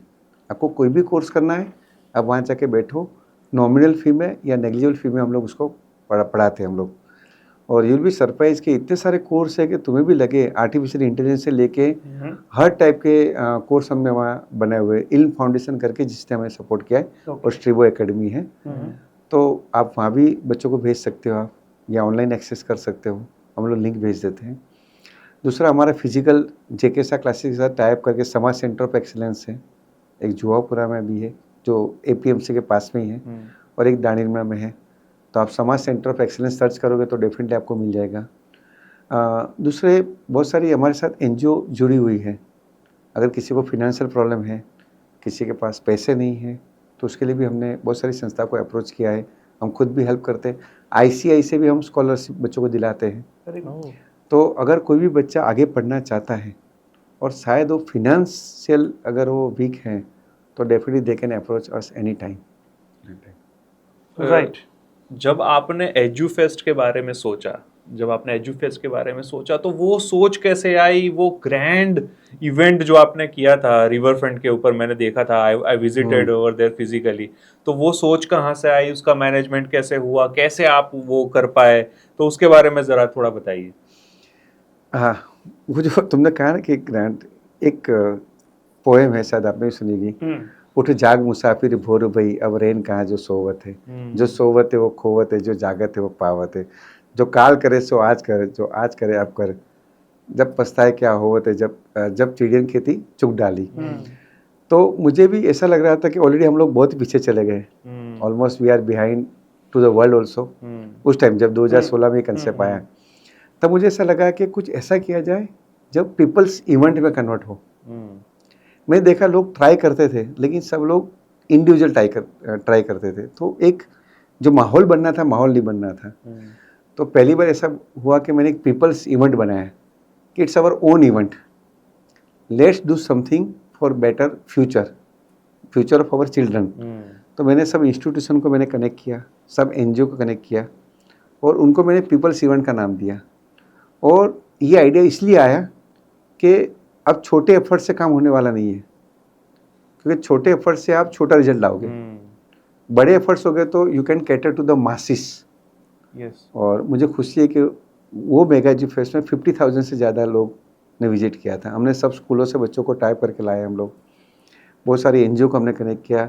और इस बार हम जो दिसंबर में करने जा रहे हैं, it will be never before. एक अलग लेवल पे उसको ले जाना है, जहाँ स्टार्टअप डोम होगा, जहाँ जॉब फेयर होगा, वहाँ बहुत सारी इंस्टीट्यूशन जो तैयार है हमारे साथ जुड़ने के लिए, और स्कूल कॉलेज से ही बच्चों को वहाँ ले जाएंगे। वजह ये है कि आप अगर इंडिविजुअल एफर्ट्स करते हो ना, तो आप नॉलेज का जो तुम्हें देना है वो बहुत कम दे सकोगे। मान लो मुझे एक बच्चों को जीपीएससी यूपीएससी के बारे में इंफॉर्मेशन देनी है, मुझे कंपनी सेक्रेटरी के बारे में देनी है, मेरे रिसोर्सेज बहुत लिमिटेड है। लेकिन अगर मैं मेगा एज्यू फेस्ट जैसा एक वाइब्रेंट गुजरात जो बनता है, ऐसा एक माहौल क्रिएट करूँगा, तो आप बच्चे हर इन्फॉर्मेशन एक ही जगह ले पाएंगे। जैसे आप जैसे स्पीकर वहाँ आते हो, तो एक स्पीकर नहीं आएंगे, बहुत सारे स्पीकर वहाँ से जुड़ेंगे, एजुकेशनिस्ट। तो एक ऐसा ब्रिज बनाना है कि जहाँ से बच्चों को स्कॉलरशिप की इन्फॉर्मेशन मिल जाए, कैरियर की इन्फॉर्मेशन मिल जाए, एजुकेशन के लिए उनको मोटिवेशन मिल जाए, फ्यूचर एजुकेशन क्या है वो भी उनको मिल जाए। सब चीज़ें अगर बच्चों को एक जगह से मिल जाती है, वो भी फ्री ऑफ चार्ज में, तो डेफिनेटली बच्चा कुछ लेके जाएगा। शायद आज 9वीं 10वीं दौरान का बच्चा शायद वो आएगा, शायद हो सकता है कि उस टाइम उसको ना पता चलेगी इसका क्या इंपॉर्टेंस है, और जब कैरियर चूज करने का आएगा ना, तब उसके पास ये सब एक्सेस होगा, तो इमीडिएटली ही कैन टेक इन्फॉर्म डिसीजन। अपना जो पर्पज है वो ये कि बच्चे और पेरेंट्स एक इन्फॉर्म डिसीजन ले सके। अभी क्या पार्शियल इन्फॉर्मेशन है, हमारे पास फुल इन्फॉर्मेशन का एक्सेस नहीं है, और फुल इन्फॉर्मेशन का एक्सेस तुम्हें ऐसे प्लेटफॉर्म से मिल सकता है। इंडिविजुअल कोई इंस्टीट्यूशन ये नहीं कर सकती। आपके पास स्कूल भी है तो आप लिमिटेड लोगों को इनवाइट कर सकोगे, आप सब यूनिवर्सिटी को इनवाइट नहीं कर सकोगे, आप सब इन्फॉर्मेशन एक जगह दे नहीं सकोगे। That is the only reason. Karim sir, वैसे आपने तो बहुत सारे पेरेंट्स और स्टूडेंट्स को मिलके उनको गाइड किया है, और आज जो एक पेरेंटिंग के अंदर जो एक समस्या चल रही है, वो एक जेन ज़ी के साथ कैसे डील किया जाए, और एक जनरेशन गैप जो है जिसकी वजह से पेरेंट्स को लगता है कि क्या करें और कैसे बात करें, ये क्यों समझ में नहीं आ रहा, लिंक क्यों नहीं बन रही है। तो आपने भी क्या ये गैप महसूस किया है, कुछ आपने गाइडेंस दिया है? ये क्वेश्चन तो तुम चैट जीपीटी को भी पूछोगे तो वो भी साइलेंट हो जाएगा। मेरे हिसाब से parenting is the most difficult thing. In fact C का कोर्स लोग टफ बोलते हैं, लेकिन मैं तो कई बार पब्लिक प्लेटफॉर्म में बोला कि parenting is more difficult than C है। आई पर्सनली फील दैट, क्योंकि वजह क्या है मालूम है, अभी तक की जो जनरेशन आती थी ना, उसमें मॉडिफिकेशन थोड़ा थोड़ा आता था। ऑलमोस्ट सेम एनवायरनमेंट रहता था, सेम माहौल। गांव में तो गांव में ही है, उसका बच्चा भी गांव में ही है, वही सराउंडिंग है, वही सर्कल है, वही ग्रुप है। और ज़्यादातर है ना बच्चे पेरेंट्स से और अपने माहौल से इंस्पायर होते थे। सराउंडिंग वो भी लिमिटेड रहता था।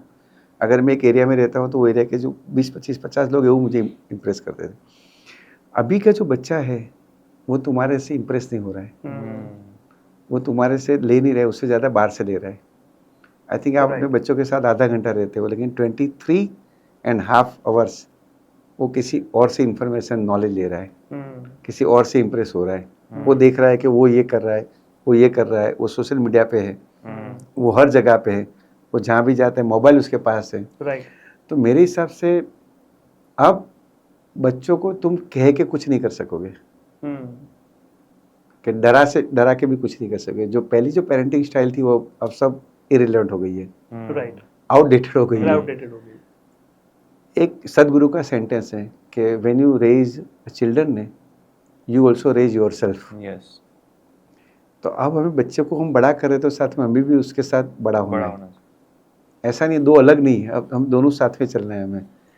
तो जब मैं खुद पेरेंट बना तो पेरेंट तो ऑब्वियसली बन ही जाते हैं, हाँ। उसमें कोई लायकात की जरूरत होती नहीं है। राइट। और प्रॉब्लम वहाँ से ही स्टार्ट होता है हम्म, कि हमारे माँ बाप ने जिस तरह से हमें ट्रीट किया हम वही स्टाइल वहाँ करने जाते हैं, बराबर। और ये स्टाइल जेनजी में चले ऐसा है ही नहीं। तो मैंने और मेरी वाइफ ने सोचा कि ये स्टाइल से हम पेरेंटिंग नहीं कर सके, क्योंकि रिजल्ट आना स्टार्ट हो गए और सराउंडिंग भी देखते थे। अभी का बच्चा डिप्रेशन में, हमने कभी डिप्रेशन का नाम ही नहीं सुना था। तो भी फ्रैंक बोलूँ, मैं इतनी स्ट्रगल करता था, खीसे में पैसे नहीं रहते थे, इतनी गरीबी देखी, लेकिन कभी मैंने ऐसा नहीं सोचा कि मर जाऊँ मैं, या मुझे डिप्रेशन आ गया, या मेरा अब क्या होगा लाइफ में, कुछ है नहीं लाइफ में, सब रास्ते में, ऐसा कभी भी नहीं हुआ, क्योंकि वो थॉट ही नहीं थी। ये सब थॉट, जो स्ट्रेस, ये डिप्रेशन, ये सब 15-20 साल की ये गिफ्ट हमें मिली है। राइट। तो अभी के बच्चों को अगर तुम फोर्सफुली कुछ करवाने जाओगे ना, तो वो पॉसिबल नहीं है। तुम्हें उनके साथ फ्रेंड बनना है, उनको प्रोटेक्शन देना है, उनको लव देना है, केयर करनी है, तभी तुम उसके साथ थोड़े एडजस्ट हो सकोगे। वो जो कर रहे वो तुम्हें करना है, तुम जो कर रहे वो नहीं करेगा वो। Very true, very true. मेरी लड़की है तो उसको BTS लाइक है, मैं मोहम्मद रफ़ी मुकेश लेके नहीं बैठ सकता। सही बात है। मुझे BTS के सॉन्ग पसंद करने पड़ेंगे, सुनने पड़ेंगे, मुझे इंटरेस्ट लेना पड़ेगा बच्चों में, उनके तरह बनना पड़ेगा, उनके फ्रेंड की तरह बनना पड़ेगा। Then you will be able to do a good parenting. Otherwise तो बहुत चैलेंज बहुत ज़्यादा है, गैप बहुत ही बढ़ रहा है। ये सारी चीजें मैं बहुत समझ सकता हूँ, क्योंकि जब काउंसलिंग में आजकल जो हमारे पास केसेस आ रहे हैं, बहुत काउंसलिंग में मेजर इश्यूज पेरेंट और चाइल्ड के हाँ, कॉन्फ्लिक्ट्स का होता है। तो और वो कॉन्फ्लिक्ट्स के इश्यूज में से निकलने के लिए बहुत सारी रेमेडीज यूज करनी पड़ती है, और ये जनरल हो गया है अभी, ऐसा जनरल। नहीं है कि घर-घर की कहानी। कहीं नहीं, हो घर-घर रहा है। की कहानी। ये घर-घर की कहानी हो घर-घर गई की है, कहानी। और हर एक को ये काउंसलिंग की जरूरत पड़ती है, और उन्हें ये समझाना पड़ता है कि आप उसे कैसे समझ सकते हो। मोस्टली जब पेरेंट लेके आते क्या बोलते हैं, इसको कुछ समझाओ। एक्चुअली उनको Right, समझाने की right. जरूरत है। और हम वहां से स्टार्ट करते हैं कि पहले आप बैठिए, आप हम बैठिए, आपसे आप बात कुछ समझाइए। करेंगे, और फिर जब तब जाके पेरेंट एक रियलाइजेशन में आता है कि मुझे कैसे बात करनी है ताकि वो मेरी बात मेरी सुने। बात किशन भाई, हुआ क्या कि ये लास्ट जो 10-15-20 साल में चेंज की स्पीड जो आई है ना, वो बहुत फास्ट है। बहुत फास्ट है। तो इसके लिए ये जो जनरेशन है ना, हमारी वाली या मेरे बाद वाली, उसके लिए तो बहुत बड़ा प्रॉब्लम हो गया Yes. ये, कि how to cope up with this change. Yes. तो उनकी पेरेंटिंग स्टाइल पूरी अलग थी, और अभी के बच्चों की जो एक्सेप्टेंस स्टाइल है वो पूरी अलग है। True. तो कॉन्फ्लिक्ट और बढ़ेगा। लेकिन मैं आपके माध्यम से पेरेंट्स को खास कहूँगा कि इट इज़ आपको आपका बच्चे जैसा बन के आपको सोचना है कि वो क्या सोच रहा है, वो कौन से माहौल में पढ़ रहा है, वो किसके साथ पढ़ रहा है। True. You need to be friend of him. तुम्हें थोड़ा उसके साथ फ्रेंडली बनना पड़ेगा। वो फोर्स वाला, क्योंकि तुम फोर्स करोगे वो रूम में चले जाएगा, तुम क्या करोगे, तुम्हें पता ही नहीं वो क्या कर रहा है, वो किससे बैठता है, वो किससे बात करता है। उसके लिए तुम्हें उसके साथ ओपन रहना पड़ेगा। बच्चों को भी मैं कहता हूँ कि अगर तुम्हारा रियल वेल विशर जो कोई है ना, तो तुम्हारे पेरेंट्स ही हैं। Yes.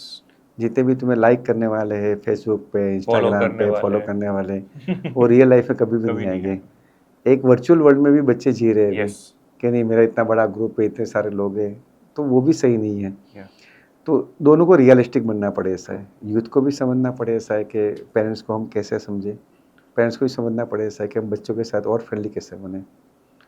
It's a long process. और सिर्फ प्रॉब्लम ये नहीं है कि मुझे कितने लोग फॉलो करते हैं, प्रॉब्लम ये है कि मैं किसको फॉलो कर रहा हूँ। तो ये प्रॉब्लम भी बहुत बड़ा अब हमें हाँ, काउंसलिंग में दिख रहा है कि उसे तो ये है ही कि मेरा इतना बड़ा ग्रुप है, लेकिन वो भी किसी और को फॉलो कर रहा है। सही बात है। और वो जो फॉलो कर रहा है वो देख के फॉलो कर रहा है कि उसकी ये चीजें है, लेकिन एक्चुअल वो पर्सन कैसा है वो तो उसे मालूम ही नहीं। Money right. बहुत डिफिकल्ट है अभी।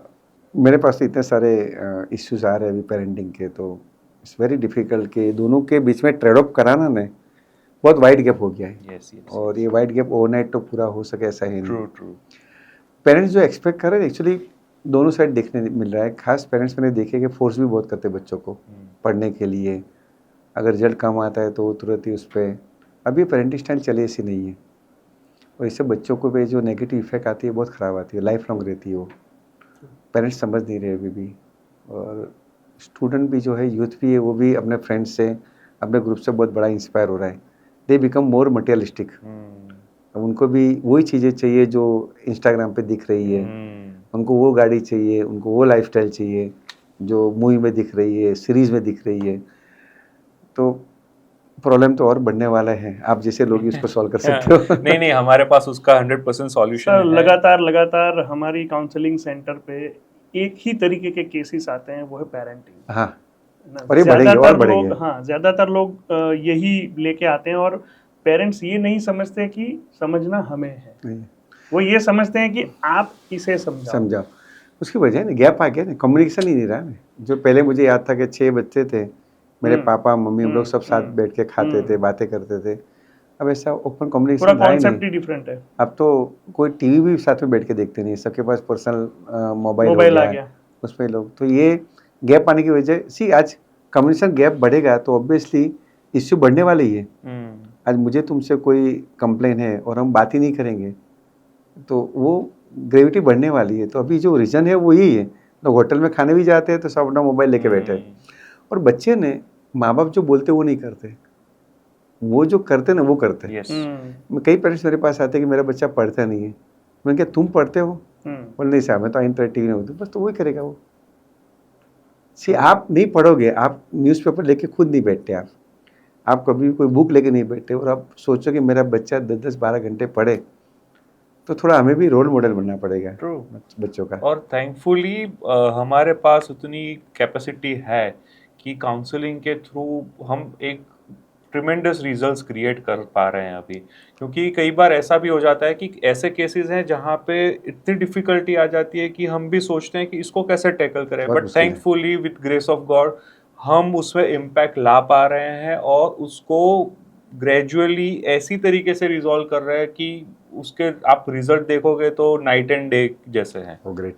आई थिंक ये फील्ड में करियर अपॉर्चुनिटी सबसे ज्यादा है Yeah, मुझे ऐसा लगा। 100%, बिल्कुल, बहुत जरूरत आप है लोग एक को और अच्छे ज्यादा लोगों, काउंसलर की। हाँ आपको और ज्यादा लोगों को ट्रेन करना चाहिए, यस। क्योंकि यहाँ तो घर घर की कहानी है, तो हर जगह देखता हूँ 100%। सेम ही है, ना बच्चे माँ बाप को समझ सकते ना माँ बाप बच्चे को समझ सकते हैं। सर अभी हम पॉडकास्ट के एंड की तरफ जा रहे हैं, और कुछ सवाल हैं जो हम रैपिड फायर के तौर पे लेंगे। आप जो भी आंसर दे सकते हो आप बताते जाइए। तो रैपिड फायर राउंड शुरू करते हैं। सर एक ऐसा ऑप्शन मिलेगा ना, ऑप्शन अरे मिलेगा। बिल्कुल आप अपने हिसाब से बिल्कुल फ्रीडम है आपको, आप जवाब दे सकते हो। तो रैपिड फायर राउंड शुरू करते हैं सर। और पहला सवाल है कि एक ऐसे मिथ जो आप सीए स्टूडेंट्स जो हैं आज पढ़ाई कर रहे हैं उनको छोड़ने के लिए कहना चाहोगे कि भाई ये छोड़ना चाहिए। हाँ, पहले तो लोग ऐसा मानते हैं कि इंग्लिश मीडियम वाले बच्चे सीए कर सकते हैं, तो वो भी एक मिथ है, ऐसा नहीं है। मीडियम इम्पोर्टेंट नहीं है, कंसेप्ट इम्पोर्टेंट है। ओके। दूसरी मिथ ऐसी है कि एक गरीब बच्चे नहीं कर सकते, रिजल्ट बहुत कम आता है, वो भी नहीं रहा। रिजल्ट 15%, 20%, 25% रिजल्ट आता है। ओके। तो ये दो बड़ी मिथ है कि लोग मानते हैं कि सीए करे तो अपने कम अगेन रहते हैं। यस अब ऐसा नहीं रहा, अगर आपके पास पेशेंस है, हार्डवर्क है, तो definitely you will B A chartered accountant. Right, बहुत बढ़िया। सर दूसरा सवाल है कि अगर आप सीए ना होते तो क्या होता? टीचर। क्या बात है। अरे वाह। बहुत बढ़िया, बहुत सटीक और बहुत सही बताया। सर तीसरा सवाल यह है कि एक ऐसा मोमेंट जब आप खुद अपने आप पे बहुत प्राउड फील करते हो। ऐसे तो बहुत सारे मोमेंट आए, पर मुझे सबसे ज़्यादा प्राउड कब फील होता है कि मेरी वजह से किसी के फेस पे स्माइल आती है। वाह। This is the proudest moment. अगर कोई बच्चा आता है और फिनेंशियली वीक है, तो उसको अगर हम फिनेंशियली हेल्प करने के लिए करते या फिर उसको मोटिवेट करते, और बच्चा कॉन्फिडेंस के साथ जाता है कि नहीं सर હું एग्जाम આપીશ, હું सीए थी तुम्हारी पास आईश, वाह। तब एक अंदर से जो फील आता है ना, एक मैंने डिफरेंस देखा था, मैंने एक सुख आनंद, इसके बीच में डिफरेंस क्या है। Means once we become happy, that is सुख है, अपने उसको सुख कहिए, but if someone becomes happy because of us, that is called permanent आनंद। राइट। तो आई थिंक ये इससे ह्यूमन नेचर Yes, ऑलवेज। आज आप खुद बिस्किट खाओगे तो आप खुद ही खुश होगे, किसी को खिलाओगे, रास्ते देखोगे तो आप खुद भी खुश होगे। Right. And this our Indian tradition also, right. Sharing is the caring. Yes तो जब शेयर करते हो और इसकी वजह से किसी की लाइफ में कुछ भी चेंज आता है ना, 1% भी, that is the happiest part. तब प्राउड फील होता है कि भगवान ने हमें इसके लिए इंस्ट्रूमेंट बनाया है हमें। राइट। आई थिंक सबको ये मौका नहीं मिलता भगवान की तरफ बिल्कुल से। बिल्कुल। सब लोग, कई लोग करना चाहते हैं लेकिन कर नहीं सकते। तो I think that time I feel proud कि नहीं, I become an instrument to transform someone life. Right. Sir एक ऐसी किताब जो आप हर एक स्टूडेंट को पढ़ने के लिए जरूर रेकमेंड करना चाहते हो। एटॉमिक हैबिट्स हम्म, बहुत ही अच्छी बुक है। छोटी छोटी चीज़ें तुम्हारी लाइफ में क्या बदलाव, अगर आप 1% भी चेंज होते हो ना, तो आप 5 साल के बाद 10 साल आपकी लाइफ में छोटी कितना habits आपके छोटी को- हैबिट को कहाँ ले जाते हैं। यस ऐसी बहुत सारी चीज बुक मैंने पढ़ी है। Experiment with truth by Mahatma Gandhi, Mahatma Right. Gandhi Osho रंदिस की ऑलमोस्ट बहुत सारी बुक मैंने पढ़ी हुई है जो स्पिरिचुअल तुम्हारी जर्नी बताती है, right. Why you are here. Sir आपका जो भी आज आपके द्वारा जो अभी आज हमको इन्फॉर्मेशन मिली है वो न सिर्फ हमें इंस्पायर करी है, लेकिन हमारे जो व्यूवर्स हैं उनको भी मुझे लगता है कि बिल्कुल वो इंस्पायर हुए होंगे। और आने वाले समय में बहुत सारे कमेंट्स भी आने वाले हैं, कुछ इन्फॉर्मेशन और भी अगर लगी तो मैं आपको ज़रूर कांटेक्ट करूंगा। और आज के इस पॉडकास्ट को इतना इंटरेस्टिंग बनाने के लिए और इंस्पायरिंग बनाने के लिए आपका बहुत बहुत शुक्रिया sir. Thank you so much, आपने नहीं, वैल्यूएबल मेरे लिए तो ये एक अपॉर्चुनिटी है कि जिनसे मैं सीखा उनके पास ही मैं आऊँ। जैसे अरे डॉक्टर सर। सुरानी साहब भी आए, the 3 Suranis are with me, yes और उनके साथ ये मेरी जर्नी शेयर करने का आनंद Right. मुझे शेयरिंग करने का पर्पस ये नहीं है कि we do something extraordinary, लेकिन शेयरिंग करने का पर्पस यही है कि बहुत सारे लोग आपके व्यूअर्स हो गए जो लाइफ में हर स्टेज पे कहीं ना कहीं स्ट्रगल फील करते हो गए। उनको खाली यही मैसेज देना है कि struggle is the part of your life, उसको तुम लड़ो। मैंने तो एक बहुत अच्छा सेंटेंस पढ़ा है कि हारा वही जो लड़ा नहीं है। हमारा जो काम है हम अच्छी तरह से करें, विथ फुल इंटीग्रिटी करें हम। Success is the byproduct, sooner और लेटर आपको मिलेगी, and patience is the key to success. तो आपके माध्यम से मैं यूथ को यही मैसेज दूंगा कि लाइफ में अप डाउन आने वाली है। लाइफ कोई भी ऐसी परफेक्ट लाइफ किसी की नहीं है, एक्सेप्ट व्हाट यू हैव, और उसको हम किस तरह से बेस्ट बना सकते हैं वो हमारे हाथ में है। राइट। तो I am thank you very much to Thank all you. अरे sir. Inner wives and Surani, the Suranis, Yes. Thank you, to sir. Invite me you. And to share my journey. Thank you so very much. Thank you so much. तो दोस्तों ये थे हमारे great आज के guest CA Karim Lakhani sir, और उनके जितने भी आज सवाल जवाब यहाँ पर हुए हैं, मैं बिल्कुल आशा रखता हूँ कि वो आपके जीवन में कहीं ना कहीं मोटिवेशन लाएंगे, इंस्पिरेशन लाएंगे। इनर वाइब्स के हमारे इस पॉडकास्ट के साथ जुड़ने के लिए आप सभी का बहुत बहुत शुक्रिया। उम्मीद है कि आज का ये एपिसोड भी आप भरपूर लाइक और शेयर करेंगे, और आपके प्यार भरे कमेंट्स का हमें इंतज़ार रहेगा। मिलते हैं एक नए पॉडकास्ट में नए शख्सियत के साथ। Till then, discover you within you. Thank you.